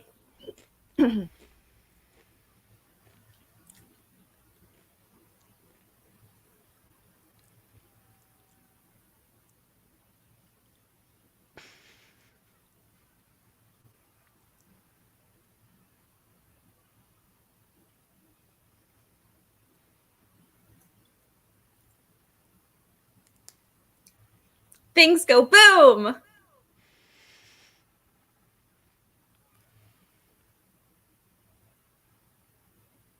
Oh, also, I gotta say, one of the other reasons why I love this movie, the stunt performers in this movie are fantastic.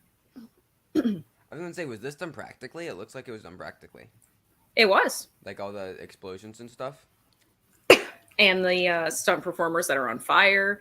I think almost every shot of a like body / corpse being flown through the air is also a stunt performer. I think there are one or two small shots that do have a dummy because they were too dangerous.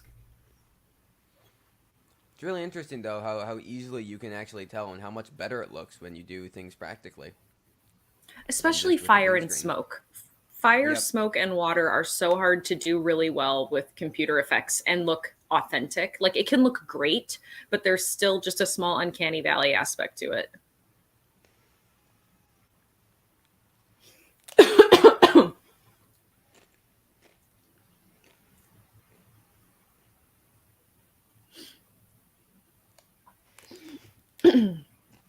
You're shouting in Russian, shouting in Spanish.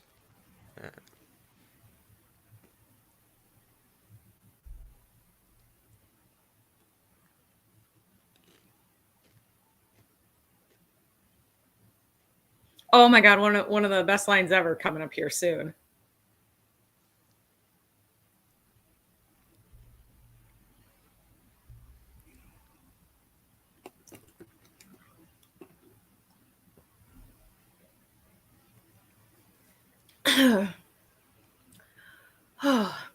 Sorry, by the way, I do feel much, much better.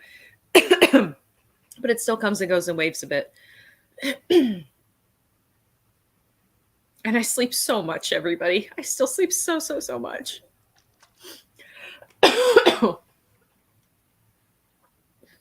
But Dan got me tea this morning, and that helps a lot.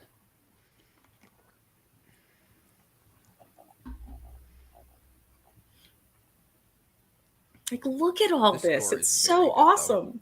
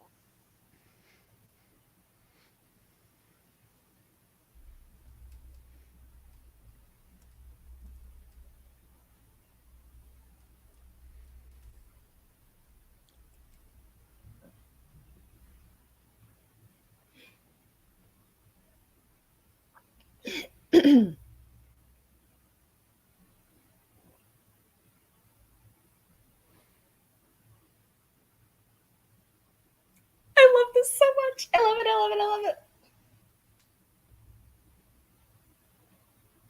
Oh, he said the thing.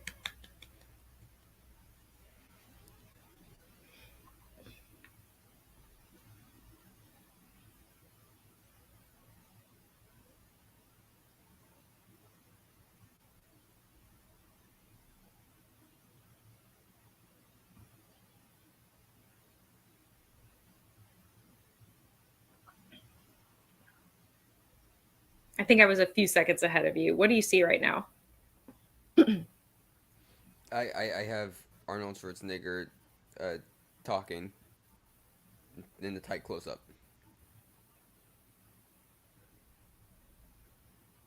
Okay. I just wanted to make sure.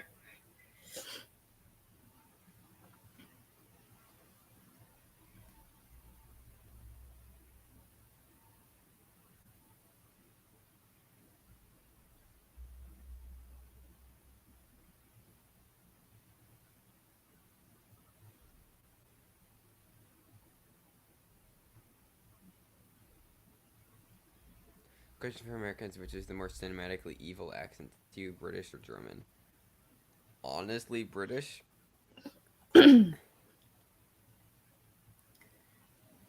mean, honestly, I really think for me personally, it's the actor, not the accent. Well, that's Like, fair, yeah.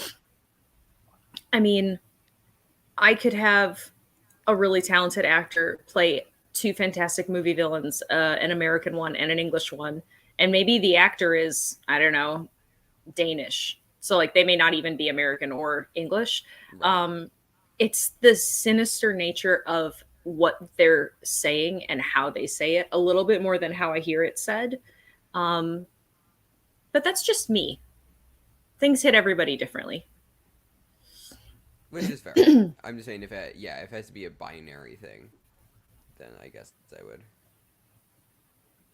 I mean, I feel like I'm Jewishly predisposed to say German. However, I also think Right. that I wouldn't want to typify either the English or the Germans just as sounding more sinister or Right. characteristically evil because that's not fair. Yeah. No, I 100% agree.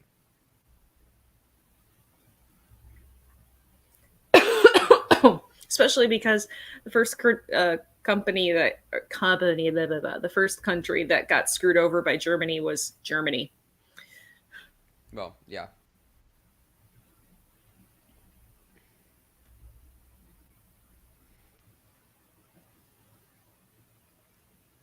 Oh, I do not miss being told to double time it. What about triple? Thank goodness they don't have that in the Navy.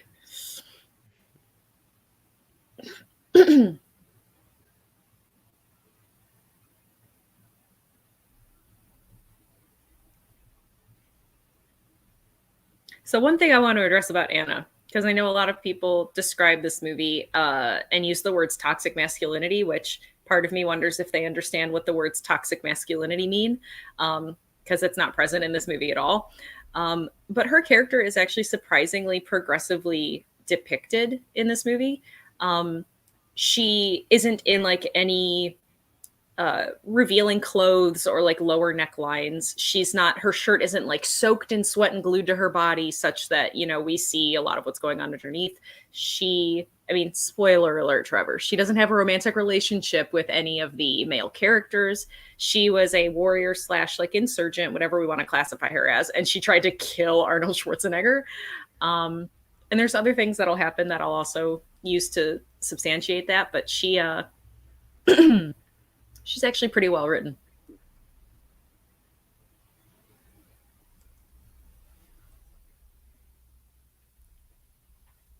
This is the one misstep I actually think of in the movie is that they have Billy laugh at Hawkins' joke because I'm okay with Hawkins making those jokes, which a lot of female people find to be offensive because it's absurdity. No one laughs at him up until that moment. They all look at him like he's a freaking moron.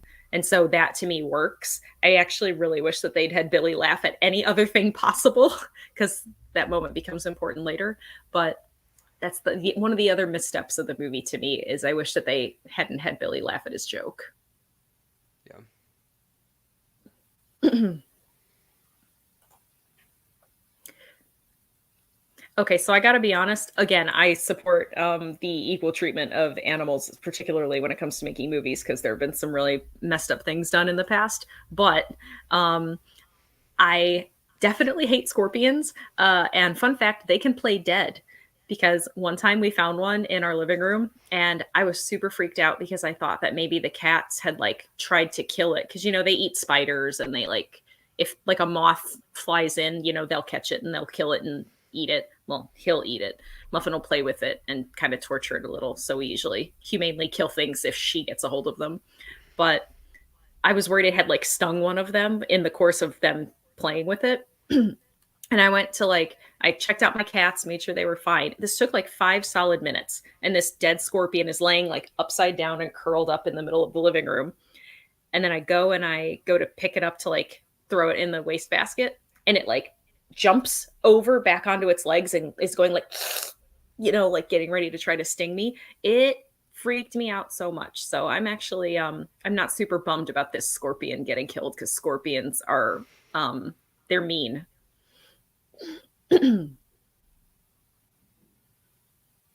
Also, I found out that the ones that are indigenous here are not like venomous in the sense that they could cause any sort of serious like necrosis or injury or death to our cats, but they are similar in the body reaction that you would have to a bee sting, and I'm allergic to bee stings. So EpiPen is equally important now as it is when I'm outside.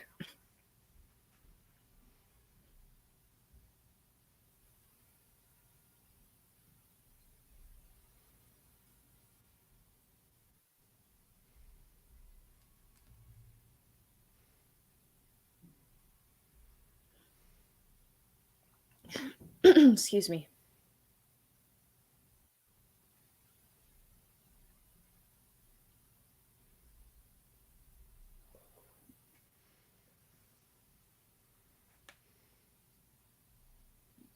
Oh, I love this music so much. Yeah, it's very, very strong.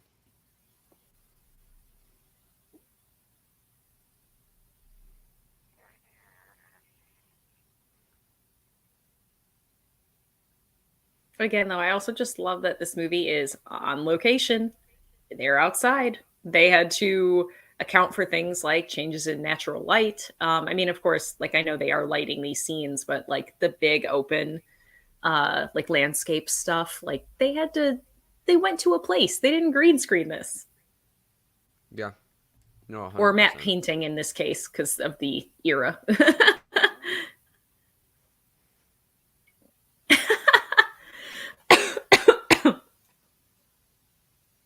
I'm guessing 50-50.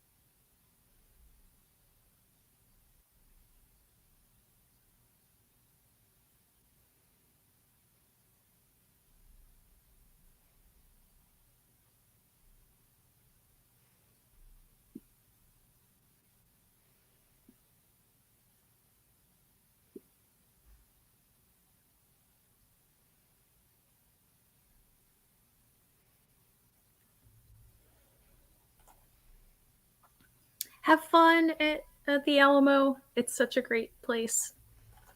For sure. See you later, Kim. I mean the Alamo Draft House, not like the one in Texas where all those people Oh, died. so yes, Simon. Sorry. Yes, I am. I am watching the film. Sorry. That I haven't been saying much.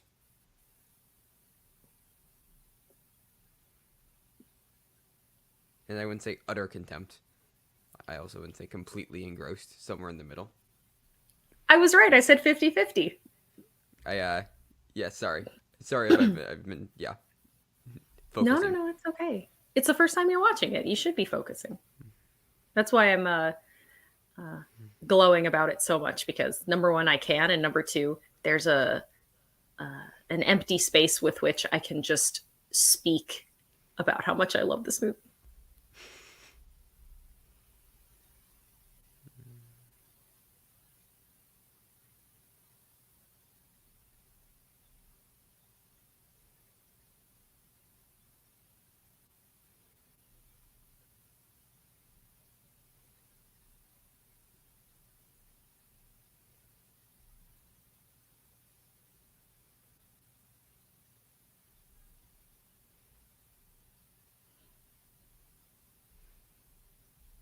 Unrelated.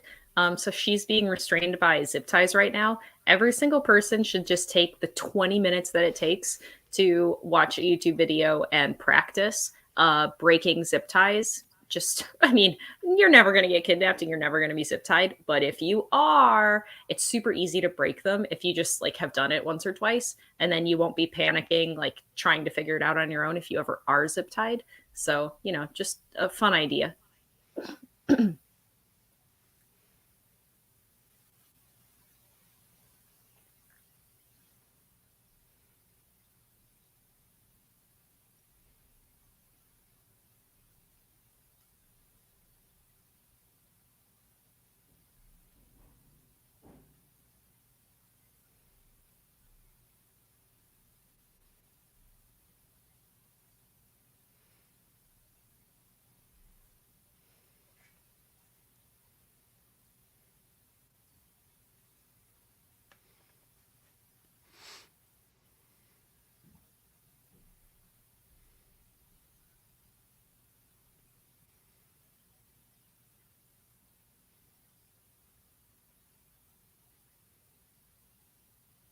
The editing in this is really interesting.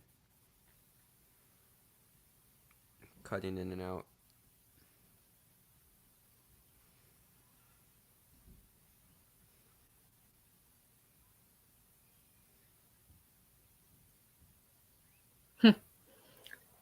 I love the sentence.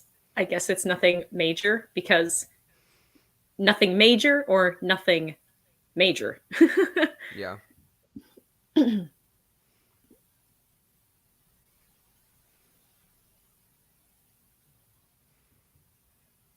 Oh, things are about to hit fans, Trevor.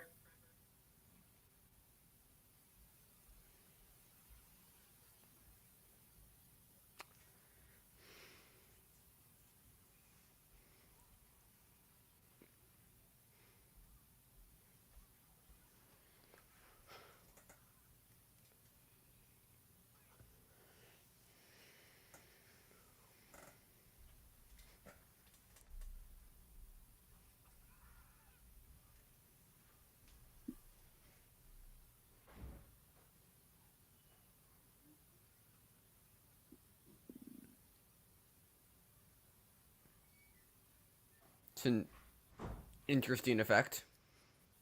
Yeah, I mean, you'll have to forgive the movie for how they try to portray its like active camouflage, because it was they didn't have the things we have now.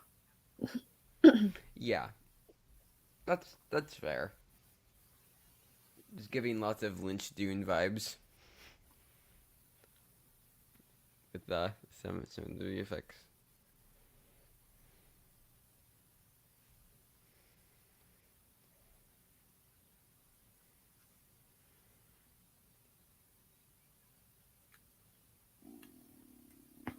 Ow. Ooh. Oh yeah, and I'm totally with you, Garth. At the time, yes, it was very Yeah, very good looking. I just mean that it's one of the things that doesn't hold up quite as well, but it's not bad. It's just interesting. Oh, you love some good viscera. so if I make a film, I would like to avoid as many visual effects as possible, just because I feel like they immediately make a movie look outdated, like even just like in 10 years. I mean, either It's that or if very you have like single digit VFX shots where they can spend the time and you have the money to yeah, actually make them look good and it's supplementing physical like effects and stuff, then those can be really useful. But I mean, I'm with you. If you can go practical, go practical. yeah, 100%. They definitely hold up the best, at least to me.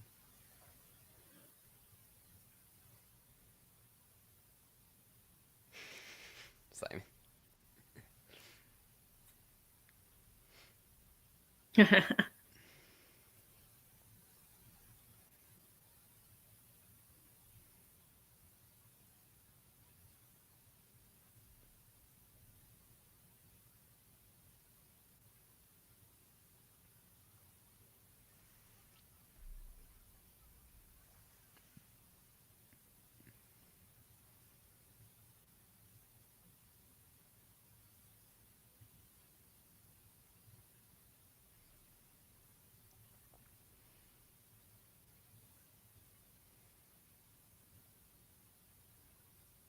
I actually also just love how many of the characters are bilingual in this movie. Mm-hmm. Yeah, very unrealistic for Americans, but Well, I mean, Dylan being in the CIA, that one kind of tracks. And yeah, I guess. I mean, Poncho is inferred to be of some Spanish descent, not sure from where. So I guess that tracks. And then I Elpidia guess. Carrillo's character, that one is probably a bit more surprising that she speaks English pretty well because she will speak English at some point. But Yeah, even so, though, like pretty awesome. yeah. I'm going to grab a pillow. I am still watching. It's like 5 seconds away. Okay.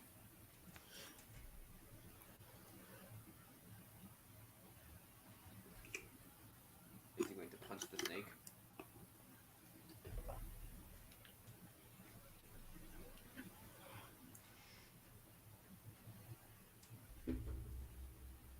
Oh, I love big snakes. Well, that's a take for sure.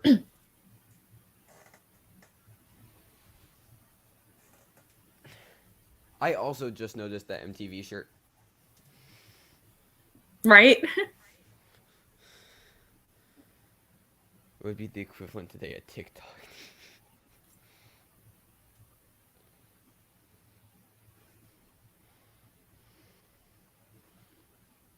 Imagine Arnold Schwarzenegger wearing a TikTok tee. Oh my goodness. Oh, more dead. I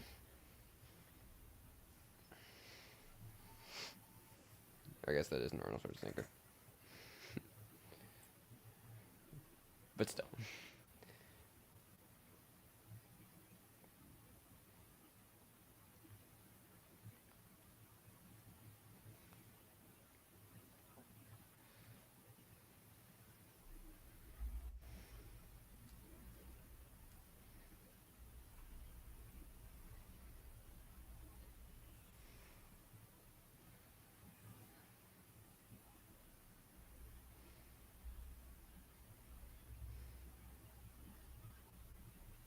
Isn't he cute?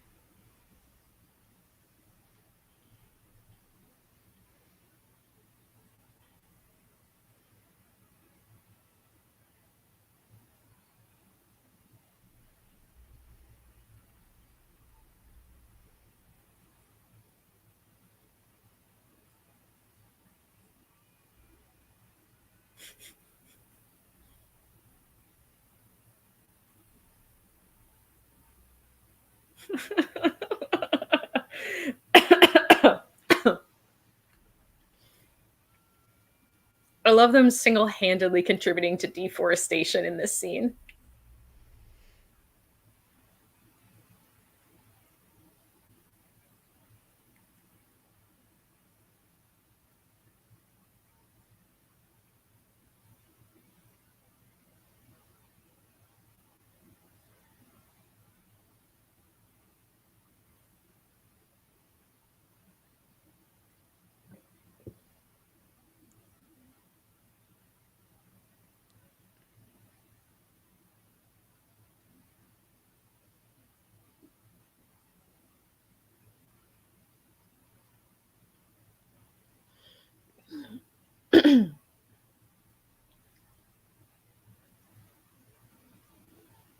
I actually like that they aren't afraid to show like a spec ops soldier, a big, sweaty, masculine, muscled guy be completely like freaked out and shell shocked in a moment of combat, especially watching like their friend die. Yeah.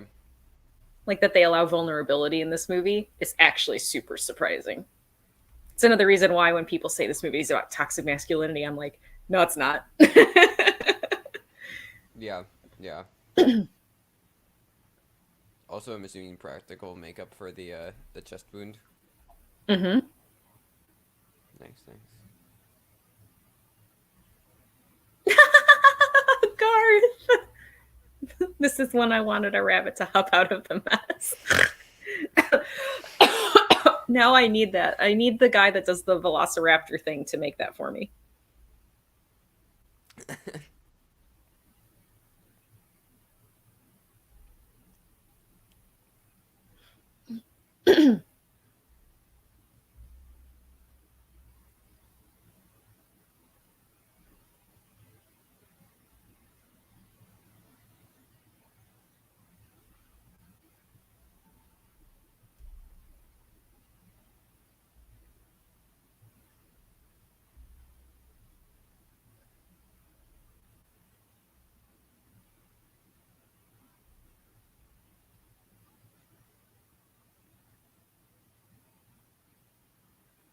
Did they just do that with a light? What? Partially? Did they do that partially just with like a light? I mean, I thought it was like glow stick goo, but I could be Okay. completely wrong. I mean, it's Just clearly with how like the something that leaf has. moved, it looks like it does not look digitally added. I just don't know. It looked like maybe digitally enhanced, but it looked like there was some natural stuff there. I don't know.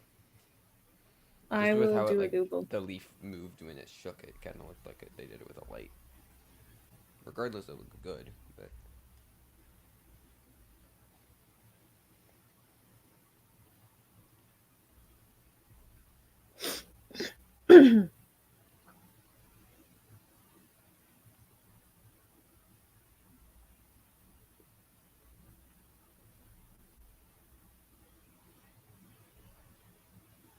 Yeah.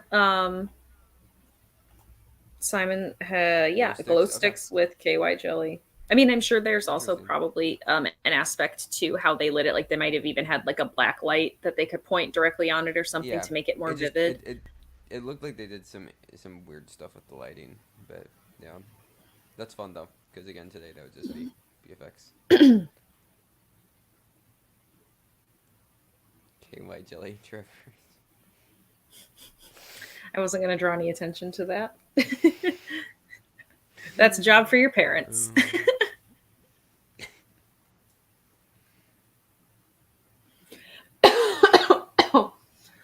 Oh.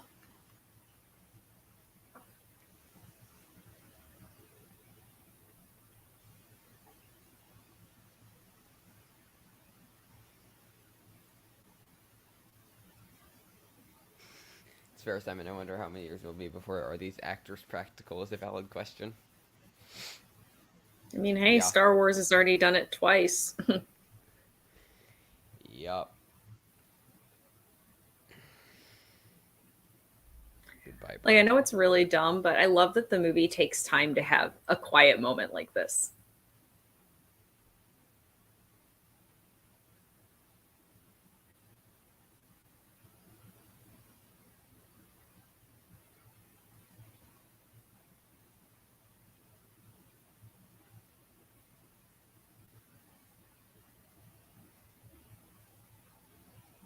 Green Goblin?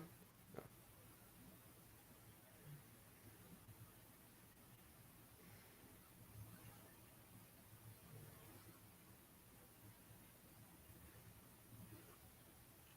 And I'm sure you were aware that originally Jean-Claude Van Damme was cast to be the Predator, and the Mm-hmm. animal, like creature design, was completely and totally different. Yeah. Yeah. This was way better. Not a Jean-Claude Van Damme from Minions: The Rise of Gru.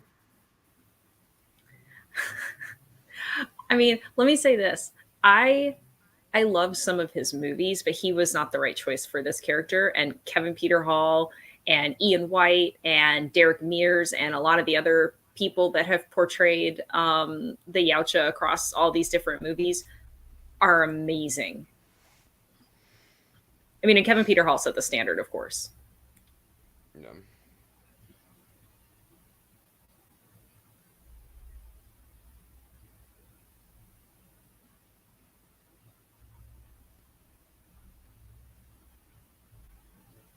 Got it, Garth. I will watch the. Yeah, I was aware that Jean-Claude Van Damme was cast. I didn't know what the suit looked like, but I will watch that.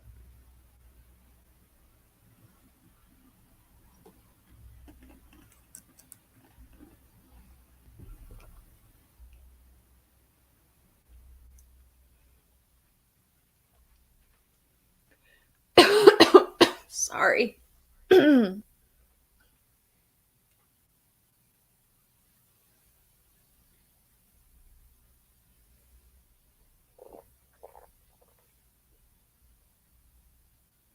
love how the X-Men films kind of took that from this movie. Like, I'm going to have yellow eyes blink randomly to show you that I'm still Mystique as a different person. Yeah.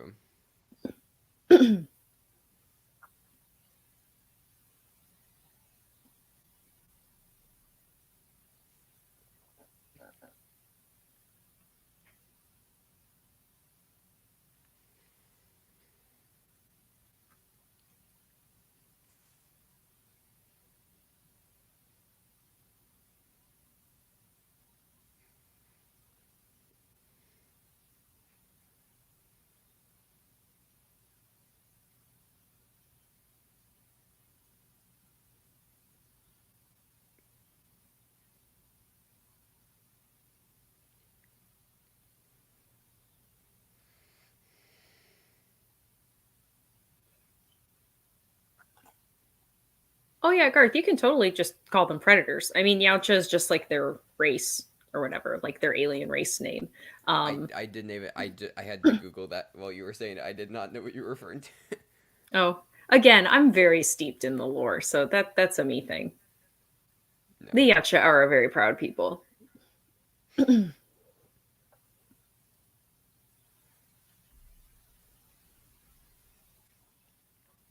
Oh, also, after you do watch Prey, Trevor, there's one interesting canonical prop from the Predator verse that I will explain its significance to you, but I want to wait till after you watch the movie.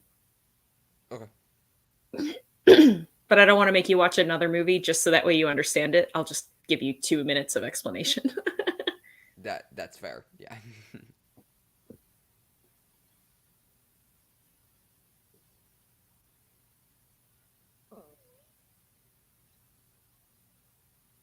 But go to therapy maybe. I mean, that's one of the things I kind of like about this is like he's traumatized right now. Yeah. Like no matter how much you train, like I mean, as they mentioned, like no weapon, no earthly gun can make a wound like that. Like being totally unprepared to see something like that happen to someone who you've trusted with your life for however many years. Yeah, I kind of like that they don't just let them all be like, "I got this, bro." Pew pew pew pew pew all the time. Yeah.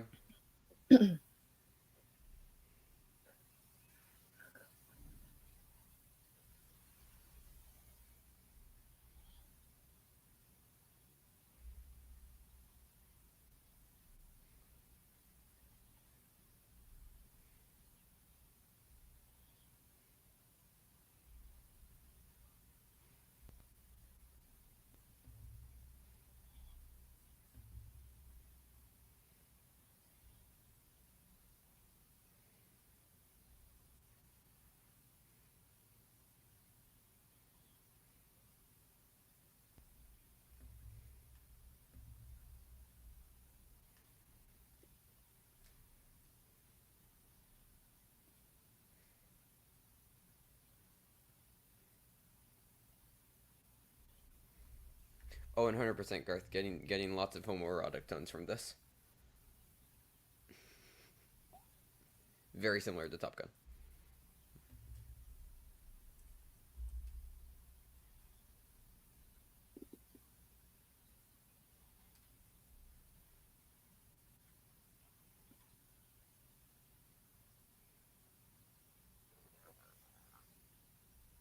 I mean, I don't know if that was the intention or not, but in a way, I actually would have admired them leaning into that just because, especially at this time, kind of dispelling what was looked at as like a gay male stereotype, like to have someone that looks like and behaves and has the occupation and the social standing with peers as any of these characters do would have been incredibly progressive for its time.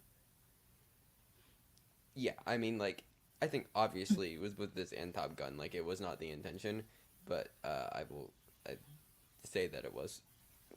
Yeah, like let's glean the positivity from it, even if they didn't mean for us Let's to. claim it. I'll Let's take yeah. it.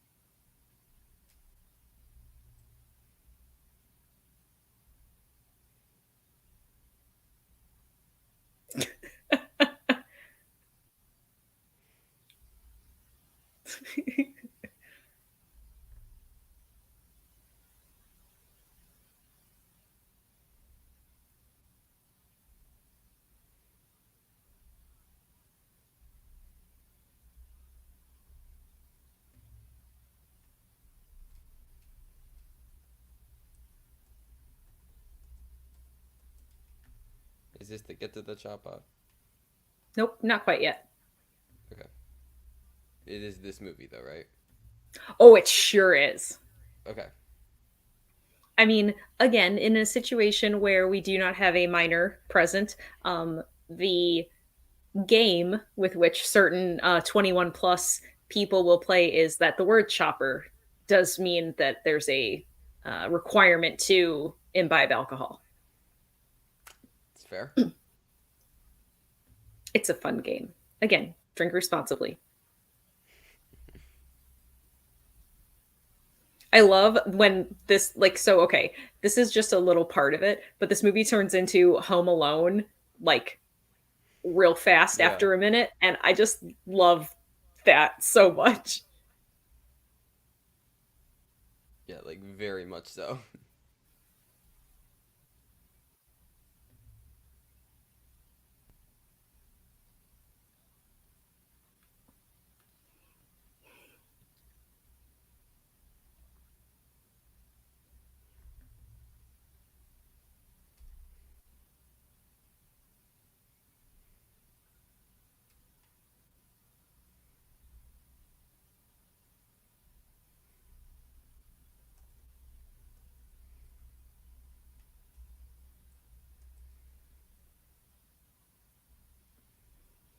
Plus, also another thing I forgot to mention is again, maybe it wasn't like intended to be so.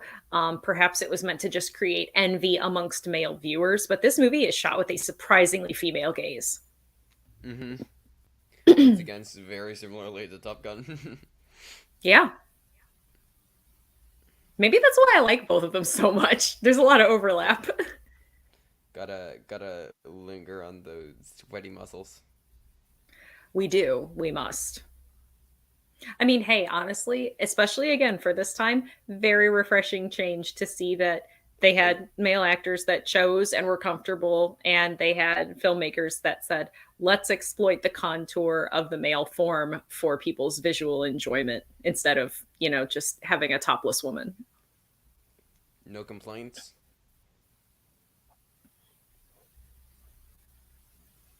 Casually shaving. I mean, isn't I do that all the time? The fact that you've never noticed is insulting to me. You did do the one thing on Tom and Kaiser show, Dignano and Kaiser show.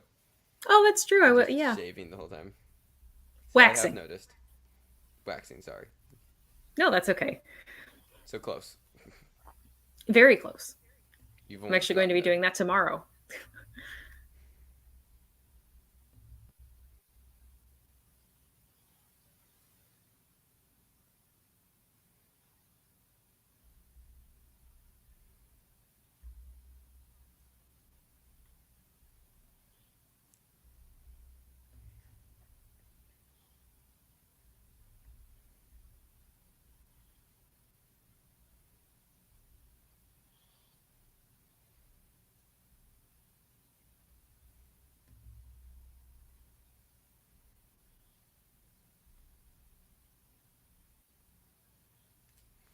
Yo, the second camera's assistant, or the focus puller had a lot of fun with that one. Yep. I love that little scene though, because again, her character is the one that actually knows of the predator. Like, even if it's Yeah. just considered tribal knowledge. And I love that she tells all of these, seemingly well informed, capable military men about it instead of, the other way around, like, oh, a dumb native person who doesn't know anything. Yeah. Simon, that is fair. With a movie called Predator, maybe don't allude though. I mean, to be fair, in a way, that's actually like society's fault because the idea that Well, yeah. like the word predator being associated with homosexuality was like a bunch of homophobic garbage. I mean, obviously agreed, but Yeah. No, I know what you're saying though. And yes, Garth, that is why Predator 2 is during LA's heat wave. Exposition via newscasting in the opening minutes of the movie. oh my god, I love that. Did you remember when Jurassic World Dominion did that? 10 out of 10. Oh yeah, for sure, definitely recommend. 5 stars. Oh, leaves.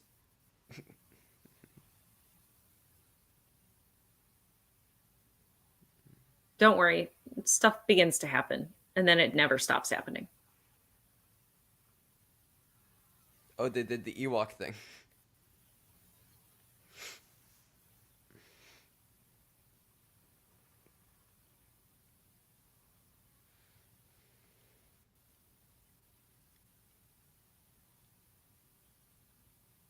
Ow.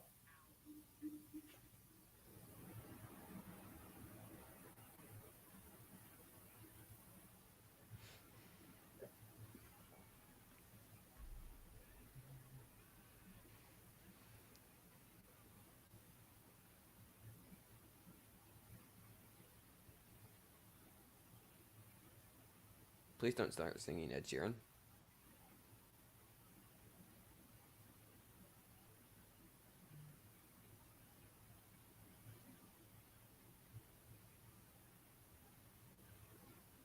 Quick tangent. Thoughts on Ed Sheeran because I hate him. Or his music, I should say. I like some of his songs a lot, but I only like three of them, and just those three. Okay. I'm not an Ed Sheeran fan.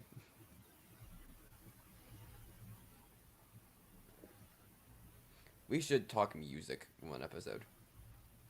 That would be really fun.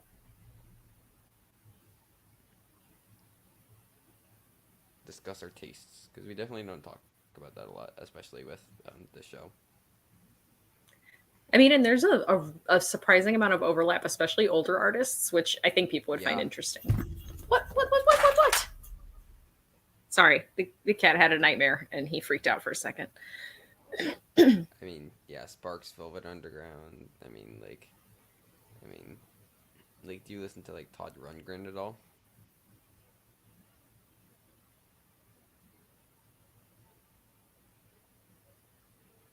There's the Get to the Chopper, yeah. Mm.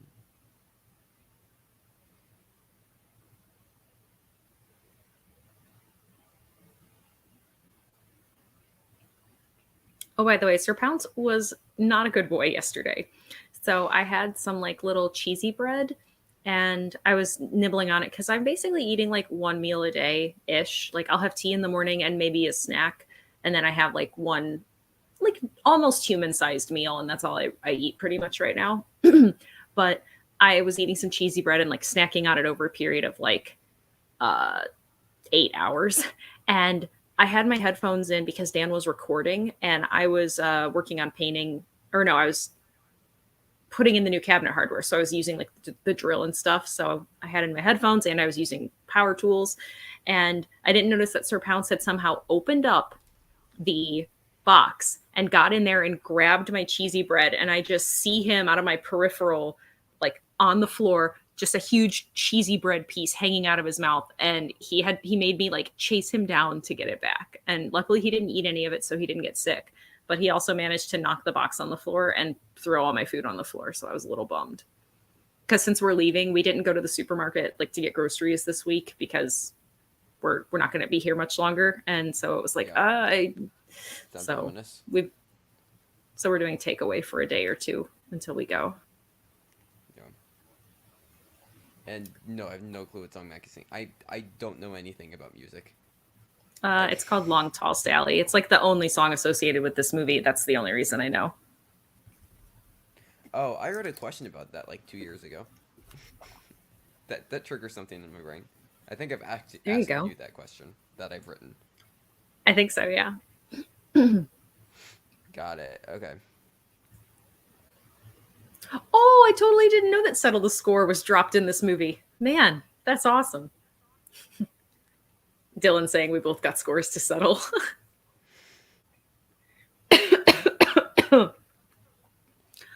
Oh,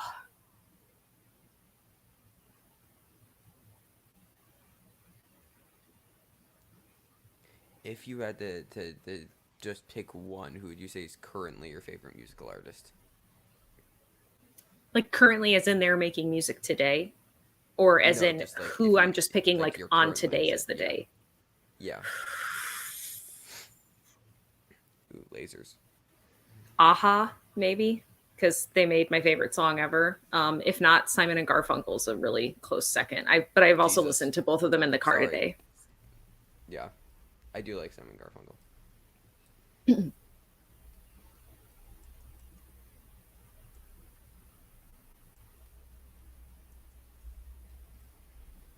What's your favorite Simon Garfunkel song? Because mine is 7 O'Clock News Silent Night. I mean, I guess I'm basic because it's Sound of Silence, but that's because I just love that song so much. Yeah. My favorite artist right now is Phoebe Bridgers, Mm. I think. If you know anything about me, that's relatively expected. Ow. I also obviously Bo Burnham, but I consider him to be much more than a musical artist. True. Oh, I'm sorry. There are some very fun camera movements in this. That's what I mean. Like from a technical aspect, it could have been very paint by numbers, but I like that they tried to have some art Like the with Dutch it. angle right here, like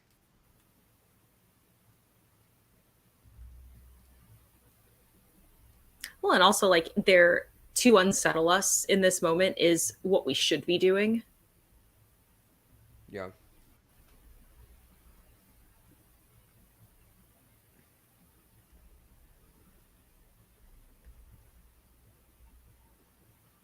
Do you know how many Oscar nominations this got?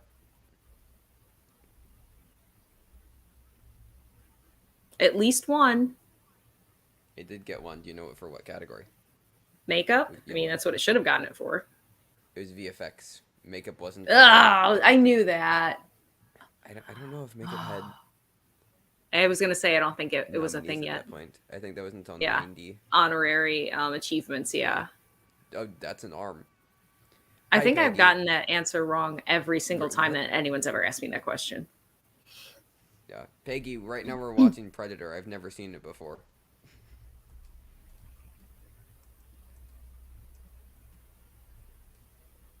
He straight up just doesn't have an arm. Which is kind of funny when you think about his character from Happy Gilmore.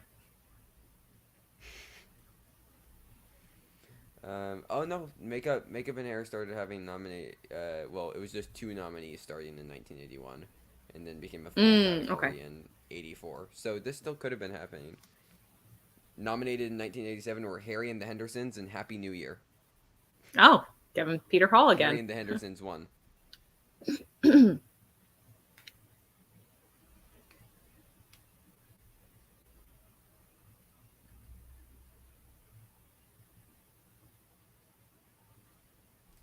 Yes. All right. See you later, Peggy. Oh, Thanks for popping in. hi, bye.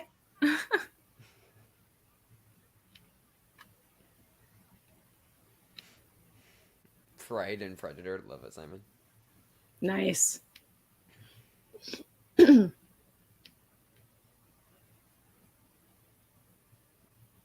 I would love to see um, a remake of the Darren Aronofsky film Noah, but they have to get 2 predators on the boat. That's good.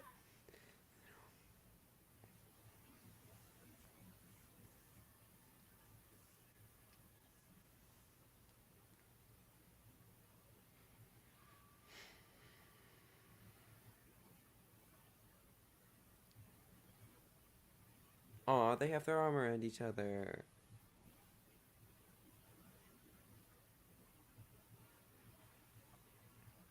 Yeah, okay.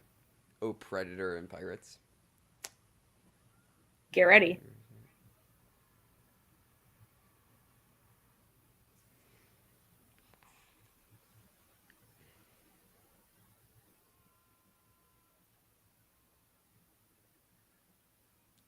Hey, there it is.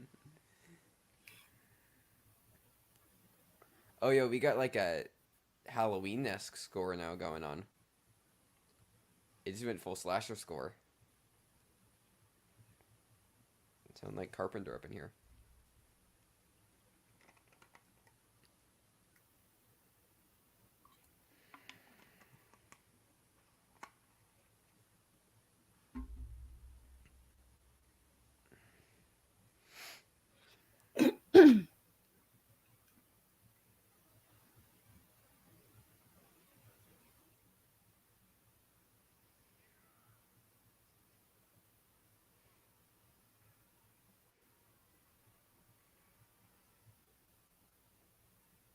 Oh, that would have been so fun if the camera carried all the way down. I know, right?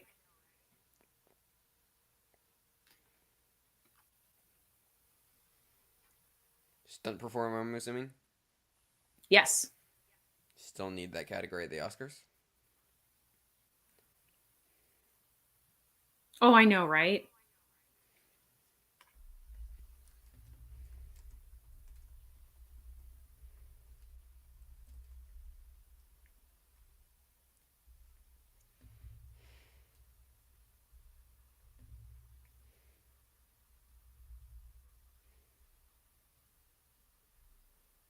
By the way, that waterfall is the place that I visited. So I have gone over the Predator waterfall.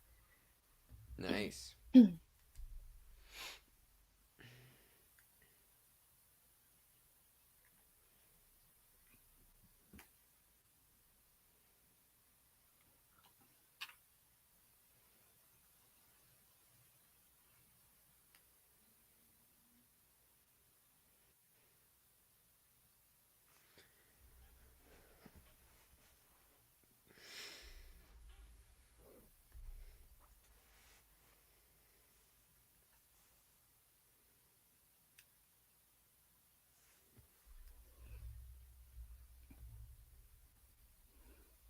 Yes, PLD. Yeah, I ain't got time to bleed. One of the We most summoned awesome him. We lines. knew he'd come eventually. Exactly. You He must have brought heard us up talking Ed about Ed Harris. Harris That's earlier. yeah. It's like Candyman. We just needed to say Or it 3 times. Beetlejuice. Yeah. Is Candyman 5 times? Or yeah, I think you're right. I should actually know that because I'm a big fan.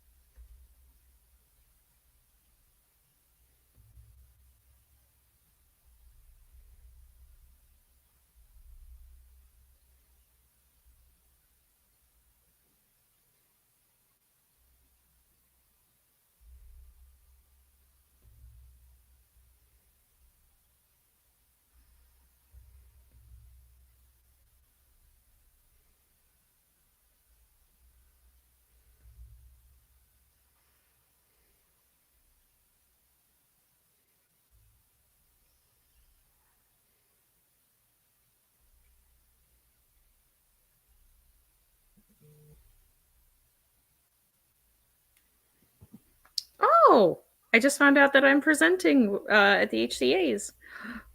Nice. Can you reveal what? What? Can you reveal what? You're presenting? Let me see if. Oh yeah, here. Hold on. It might say what category. Oh nope. I cannot. I cannot disclose that publicly. Fair enough.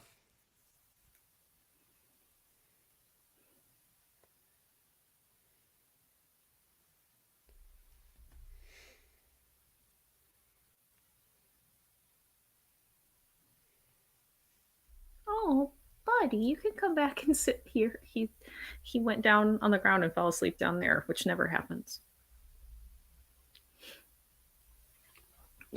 All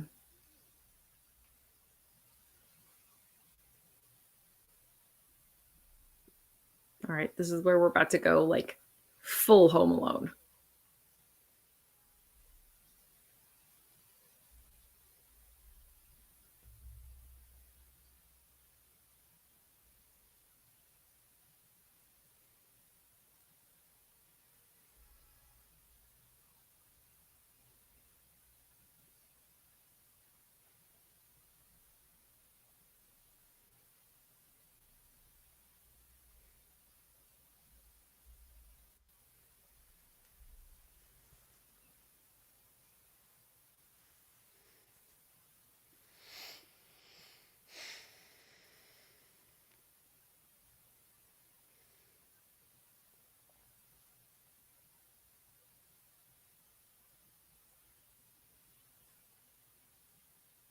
This must be terrible for anybody that's not watching along with us.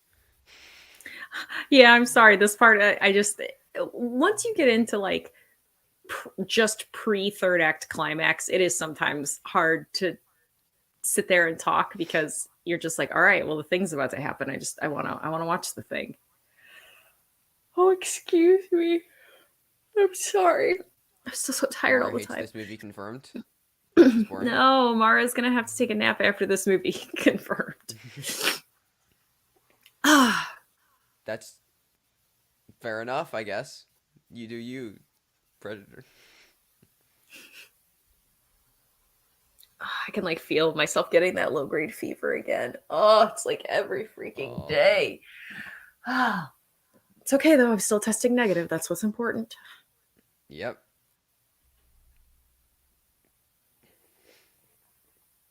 Yeah, and also the transition from day to night is also really good. William, we are at about 1 hour 24 minutes. By the time you would get it pulled up, nearly done. About 20 minutes left. What's your exact time code, by the way? I want to make sure I'm synced up with you pretty well. 1:23:48. Okay. Are we close? Mm-hmm. Okay.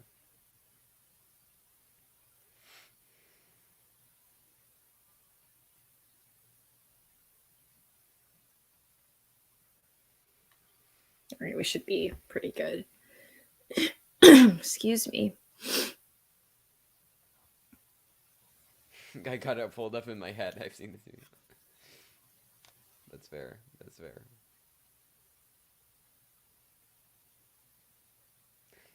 Yeah, that creature design is very fun though.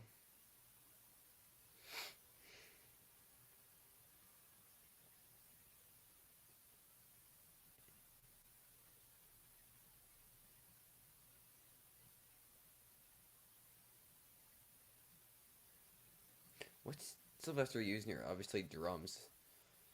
Do you know what type of horn that is, or? Hold on, listening. I think it's a mixture of, I believe, trumpet, trombone, and I'm listening to see if I hear some French horn in there. It's funny because it actually almost sounded like a flugelhorn for a minute, but it's not. Yeah, yeah, because that's where my mind went to, and it was like, there's no shot. But yeah, Yeah. because but no, the drums. It's a pretty fun score. Oh, I love this moment coming up. So good. Like not every actor can just bellow like this.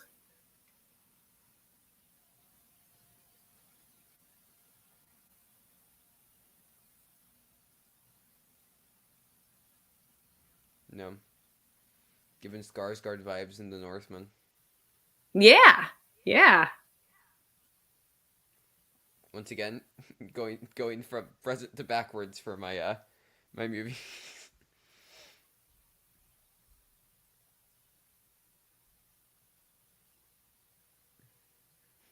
Simon, I'm not going to try that on camera, but will not confirm or deny that I will try that in the mirror later.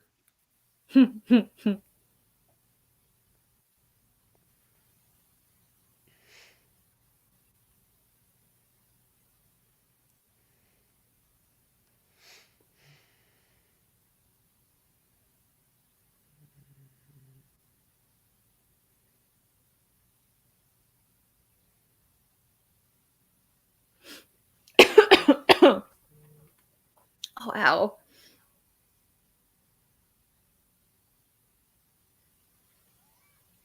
Hi, Dasher. I don't know if you can hear me. Crazy kitty. You want to come over and say hi? You can come over. Oh, yeah. I think I might have mentioned it last week, but Muffin turned 10 years old last week on Monday. Yay. She had to go to the VET to get one of her vaccination boosters. And she was very upset because she had to go the day after her birthday because she was scheduled to Yeah. go 2.5 weeks earlier, but we had COVID, so we couldn't take her.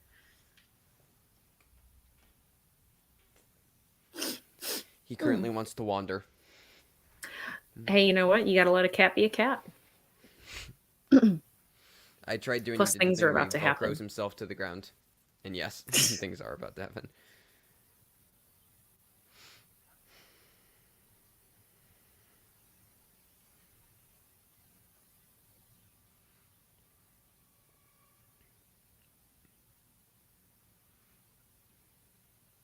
Okay, George, I know you're in the jungle.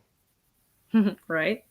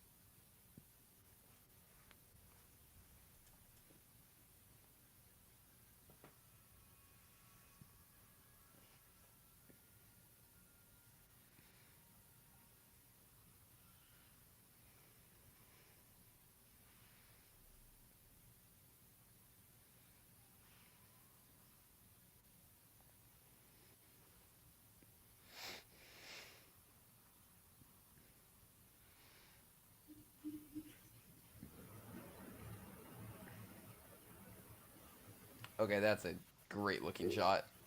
Right? Jesus.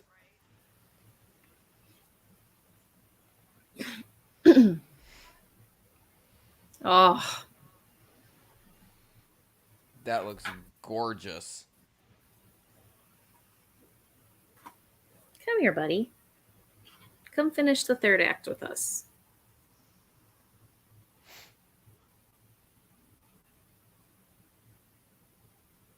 Like I've said it many a time before, but like capturing darkness and light and like contrast looks so much better on film compared to digital. Like digital has its advantages, but like contrast just like gorgeous on film. Agreed.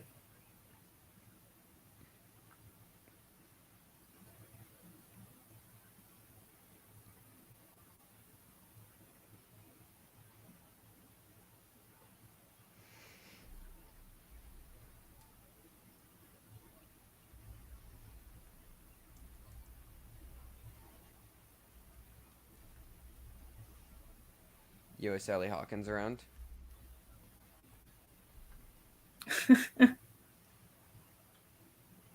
Not Sally Field. It's two different people, as I've discovered.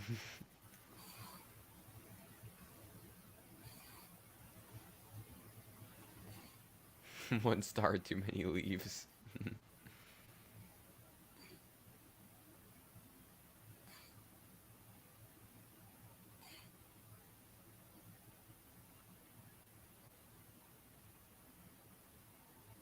It's really effective tension building.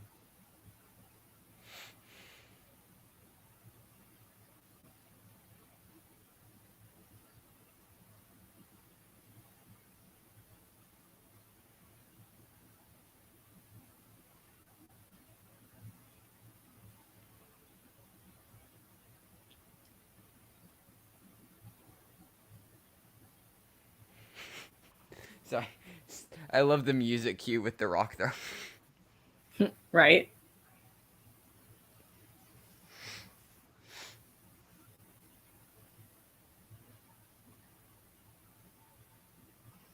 Got our Halloween score again, Right? and now we look like Tron.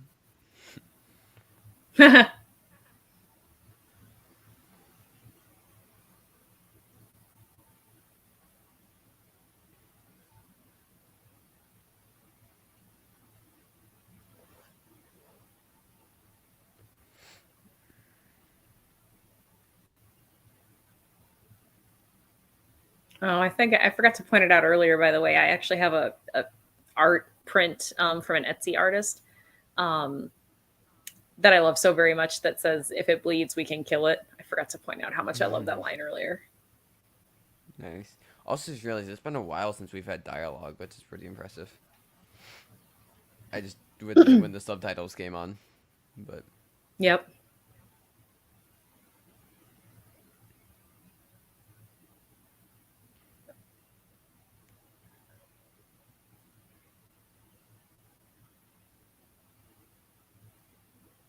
I love how vivid that blood looks. Like, what a fun idea.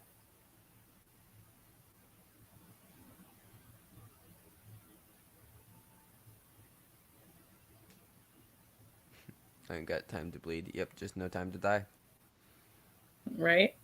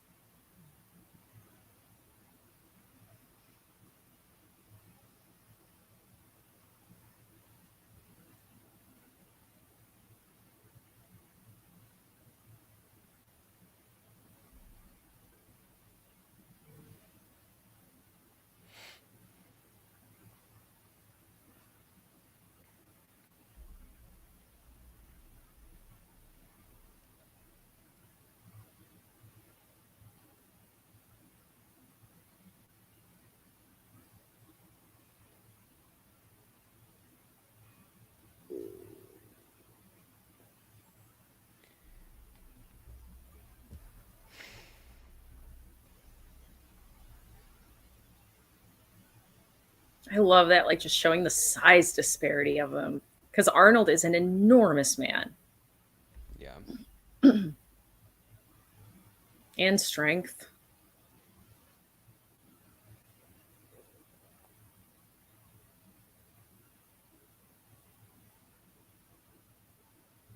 I mean, and just they also use a little bit of forced perspective there to make him look even more gigantic. Like, so well done.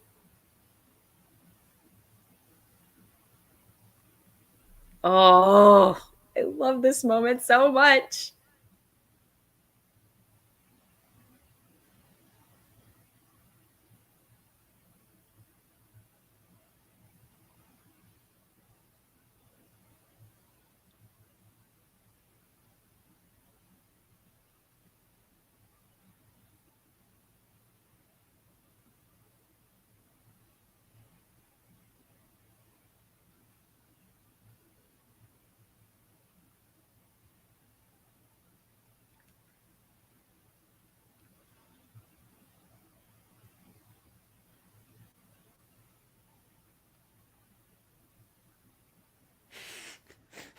Was the predator vaping this whole time?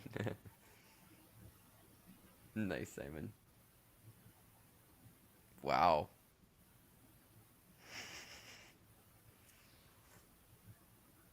Just wait till the mandibles open. Yeah.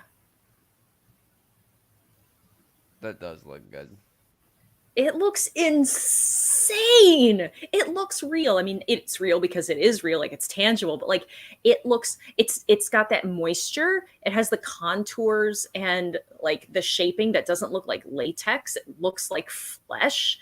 The coloring on it is amazing. It looks otherworldly but still completely real.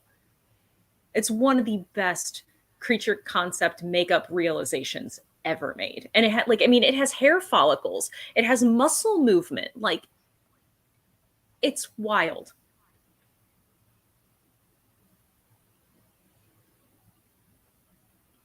I also kind of love the idea of the like, I'm going to relinquish my superior technology because I find you to be a capable warrior and I want to beat you because I'm a better warrior.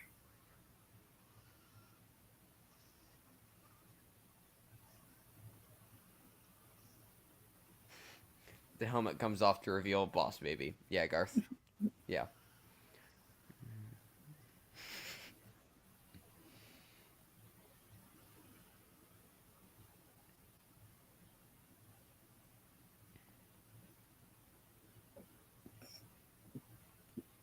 Oh, excuse me.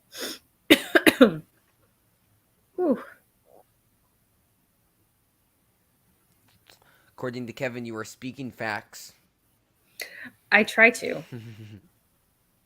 Can't always do it. Sometimes we have opinions as well, but I'm glad those are some cold hard facts. The Earth is round. Am I speaking facts now? Let's go. I mean, I saw a t-shirt that said this, not an original thought. I'm sure other people have seen it, but if the earth was flat, cats would have pushed everything off of it by now.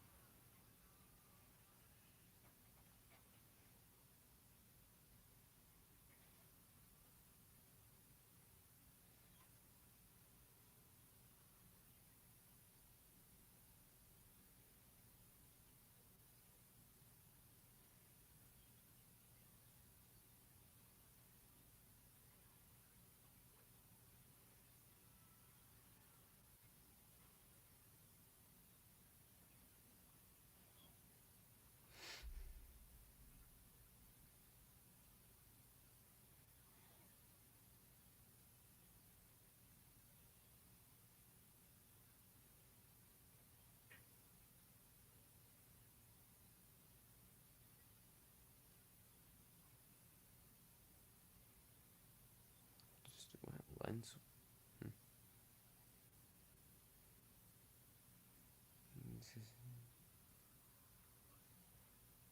That's interesting, Simon. Yeah.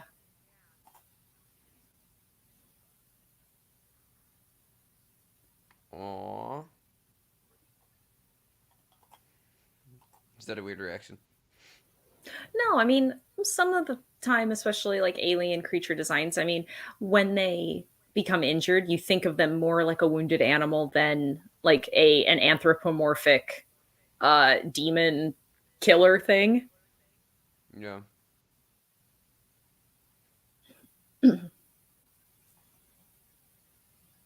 Plus, don't worry, this guy's a jerk.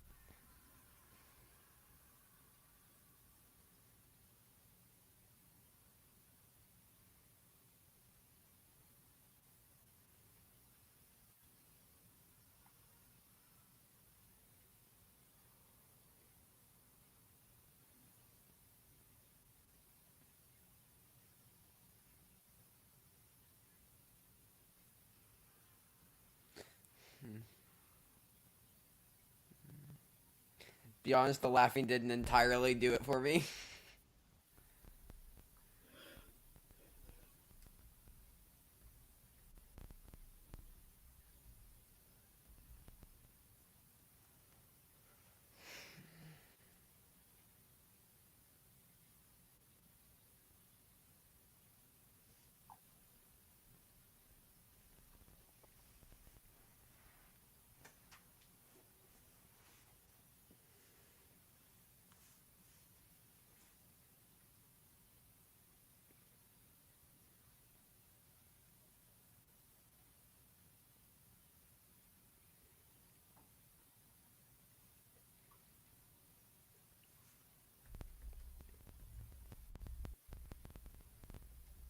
Oh, so beautiful.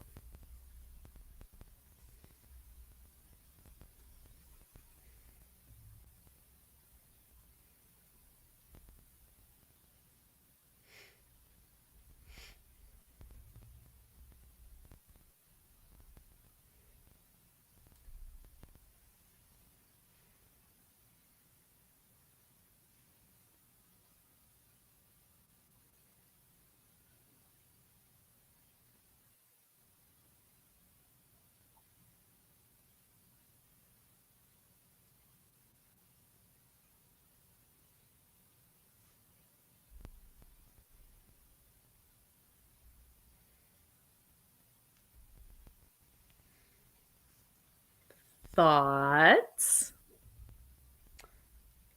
Okay.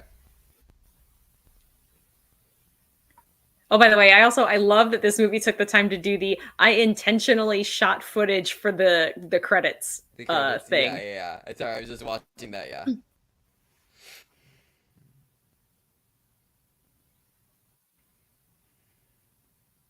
Like, I want to know what was, the, like, what McTiernan asked for here.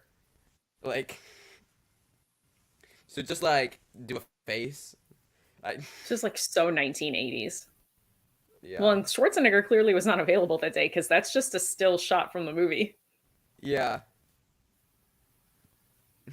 But like, look at that tiny little itty bitty baby cast. I mean, you and then Yeah. of course you have Kevin Peter Hall, but like, yeah. Yeah. It's like the end of an 80s sitcom 100%. Okay. Right here, I'm gonna take off my headphones now. Um, I think it works overall for what it is.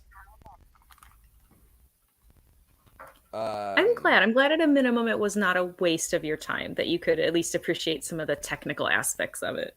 no, 100%. I mean, I said throughout, like, I think it's, like, actually very well shot, which I wasn't expecting. Like the makeup's very good. The sound work and VFX, while they're a bit dated, like are effective. I think the score is obviously great. I think that there's a lot to like. Um, Narratively, it didn't do much for me. Ooh. Just personally, uh, Yeah, no, was that's never fair. expecting it to. Um, I mean, it's a relatively one note uh plot. Um, and like yes, there are some things going on. Um, but I mean, there's nothing wrong with a simplistic. But I mean, there's the characters have one goal. I would say overall, and it's about trying to achieve that goal. And I mean, it, one it thing I like though is that it has like a story that it starts with, and it does conclude that yes, I would story. agree. There's a down chopper that they think is just a cabinet minister, and they think that there are prisoners they have to rescue. And then they figure out it's actually the CIA and that it's actually kind of like almost a false flag op, and Dylan's behind all of it. And then the predator stuff is just kind of happening almost in the background until that point. And I'm not saying like that Yeah, has to work for you. I just mean I applaud the movie for actually having a story. Like it didn't need a no, I story. agree. It actually I just made so one. like I think that if this was made today, I would like it a lot less, just because there wouldn't be as much of a commitment to the visuals, and it probably wouldn't have taken the time. Like if this exact movie, and obviously I haven't seen any of the Predator sequels, but like it wouldn't have taken the time to actually like establish a sound reason for the characters to be there, because like I think that there's a line Sure. between just like throwing them there, but also but also having like a massive over explanation and spending like 30 minutes before we even get there, Of prolonging the course, film. yeah. So I think that this strikes the balance relatively well. I do think that there's some really interesting. I don't know how intentional uh, commentary on like the CIA, because in like imperialism, and like I may be reading into this a bit much, but like there's a very clear distinction made between like Dylan and Dutch, um, and how they treat like the camp of people, and how they treat what was her name, Anna. the hostage, Anna. Thank you. That's what I thought. About how Anna is treated between them, and like I know just there's a very distinct, very like I think clear distinction between like Dutch and the soldiers, and then Dylan's killers, I guess. And how one group sees the Anna as like a captured prize, whereas Dutch actually tries to help. So like I know I think that that's very fascinating, painting like the CIA to be like not necessarily the good guys, which historically not necessarily the good guys, and um, so yeah, I don't know. I think that might be me reading way too much into it, because my brain is constantly in politics mode, which is just how it works, sadly. Um, Well, I but mean, the good thing is though, like the movie can at least get credit for allowing you the openness to interpret it by not saying exactly the opposite of it, you know? Like they could have right, taken a by hard not stance by in the not exact doing the opposite direction. yeah, at least it was like, yo, the CIA, that's so awesome. They're so great when it comes to dealing with people who aren't white in underdeveloped countries. Um, so yeah, I don't know. Like it is, I was never just from everything I knew about this film, I was never going to love it. This is never going to be my type of movie that entirely is going to work for me. But I don't know. I still appreciated it a lot for what it was. It'd be I mean yeah we're going to have to think about an actual like rating score more, but definitely like higher than the 2.5 that you predicted. I don't know if I would go anything Yeah. higher than a 3.5, but I would say Still though, somewhere like that's pretty either fair. either either a 3 or 3.5 is probably where I'll end up landing on this. Have to give it a bit more thought. Try to give it at least like a day ish, um, I'm okay with to this. to process thoughts. But yeah, definitely. I would say above your expectations. I did enjoy it, even if I didn't love it. Fantastic. So I mean, yeah. there's so many movies like that, and I love that you also have the ability to look at a film based on, its below the line elements and the Mhm. craftsmanship that can be put forth Some may onto the say that I movie spend too in much that way. time looking at that rather than the like I'll be Well, completely no, I honest. mean, like sometimes the Good narrative cinema part like just like falls apart or like doesn't work for you, but the movie can still be looked at as good because good people put time and money into making it good, even if they didn't like write the story of that movie. unironically, strong cinematography. I don't care what is going on narratively or with the performances. If there is good cinematography, like I'm at least going to enjoy the movie on some level and probably give it no lower than like a 2.5 or three. like I if the visuals blow me away, same thing with like the editing, and probably just because those are the areas in film where I'm the most interested, cinematography and editing. But like I yeah, if that's good, I'm I'm in. So yeah, but yeah, I'm glad I watched it at least. So, and I'm excited to see Awesome. what Prey does. So, Yeah, I can't wait to yeah, hear what you think. I yeah, I'm also very curious to see what I think of it. I'm also curious to see what I will think comparatively to this. So, Yeah, I'm definitely excited to find out. I mean, because I can't talk about it with you in any greater detail without being like, yeah, oh, I've given away something. yeah, right. Which is better, Top Oh, Gun yeah. or Hey, that's a Predator? good question for you, Trevor. Ooh, I really don't know. It's funny because Mm, I actually called Prey the Top Gun Maverick of the Predator verse, but not that it's as good. I think Top Gun Maverick is way, way better. But that they are both gorgeous movies. The cinematography is off the chain. They both have excellent music, good inspired performances, and they're both movies that are legacy sequels long after their original films. And they take the time to develop their characters in a way that uh, a cheap cash grab would not have done. So you might like it on those merits at a minimum, just to see kind of with what yeah, perspective they chose to make it, because they spend a lot of time making you actually care about the characters. Which I love the movie Predators, but one of the reasons why I put Prey personally above it is because Predators is a really entertaining, well made movie about a bunch of mercenaries that are bad people. And the people that we follow in Prey are good people that you want to like as your protagonists. So I feel like that makes me care about them so much more. yeah, yeah. I don't trying to compare Top Gun and Predator. Like, I think that they're actually both like very well done technically, especially for their time. Um, I know. I think I care more overall about the world of Top Gun, but that also might be because I've also seen Top Gun Maverick. It's hard to like in isolation.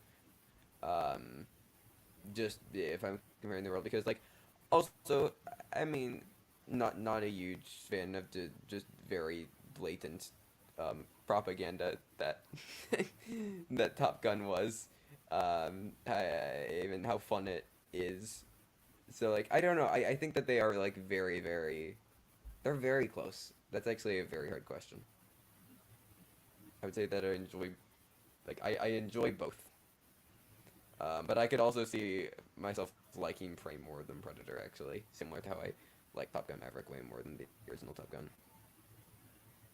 So, yeah.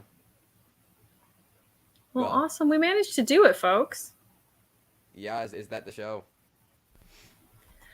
I mean, I do think I need a nap. That's fair. It's Which I fair. know It's fair. sounds silly because I remember when we were doing Sundance, you asked me once, it was like 10:30 and I said, "Trevor, I have to go take a nap." And you said, "Isn't that just called sleep?" I did, yeah, yeah. It was after, I think it was one of the days where, I think it was that Sunday, Yeah. where, yeah, it was the Sunday where, like, I had, like, 6 movies and you had, like, 7. Like we had a ridiculously long day, and yeah, you're like, yeah, I need to go take a nap. It was like, sleep. So yeah, which I'm so excited for Sundance again. So excited. I'm also I gonna know, right? I'm gonna try to attend because Sundance is virtual permanently now, which is nice. Which is Like a so amazing, virtual like just in-person for hybrid. accessibility, because there I are wish some all people festivals that it would do was that. never accessible for them. I I, I wish that Toronto would have kept doing that because I would have bought plenty of tickets this year. Oh, for Though sure. I might try to go in person to Chicago International Film Festival. So that would That'd be be fun. so cool. So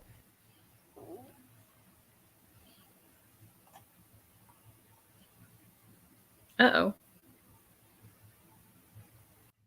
Uh-oh. Well, it's just me. Trevor's gone. Hopefully not forever, but it's possible. I mean, I could just do the show with this guy. This guy, look, Trevor. They're the same person, right? Maybe. I don't know. I'm assuming his mic might have had a difficulty. I'm sure that he will fix it, but if he's not back in like 90 seconds, I will. Oh, he sent me something in the private chat. He does not know what just happened. Well, um, hmm. How about that? Well, oh, and now he's gone completely from the backstage. So okay, I suppose I'm going to wrap up the show. Despite what looks like me being like disinterested, I'm really not. I'm just feeling really super tired.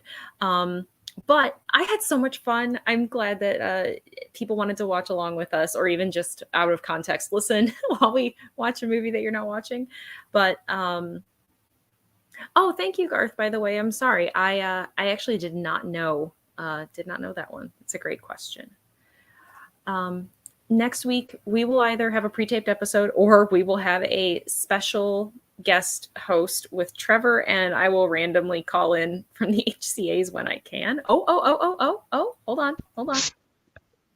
Is he back?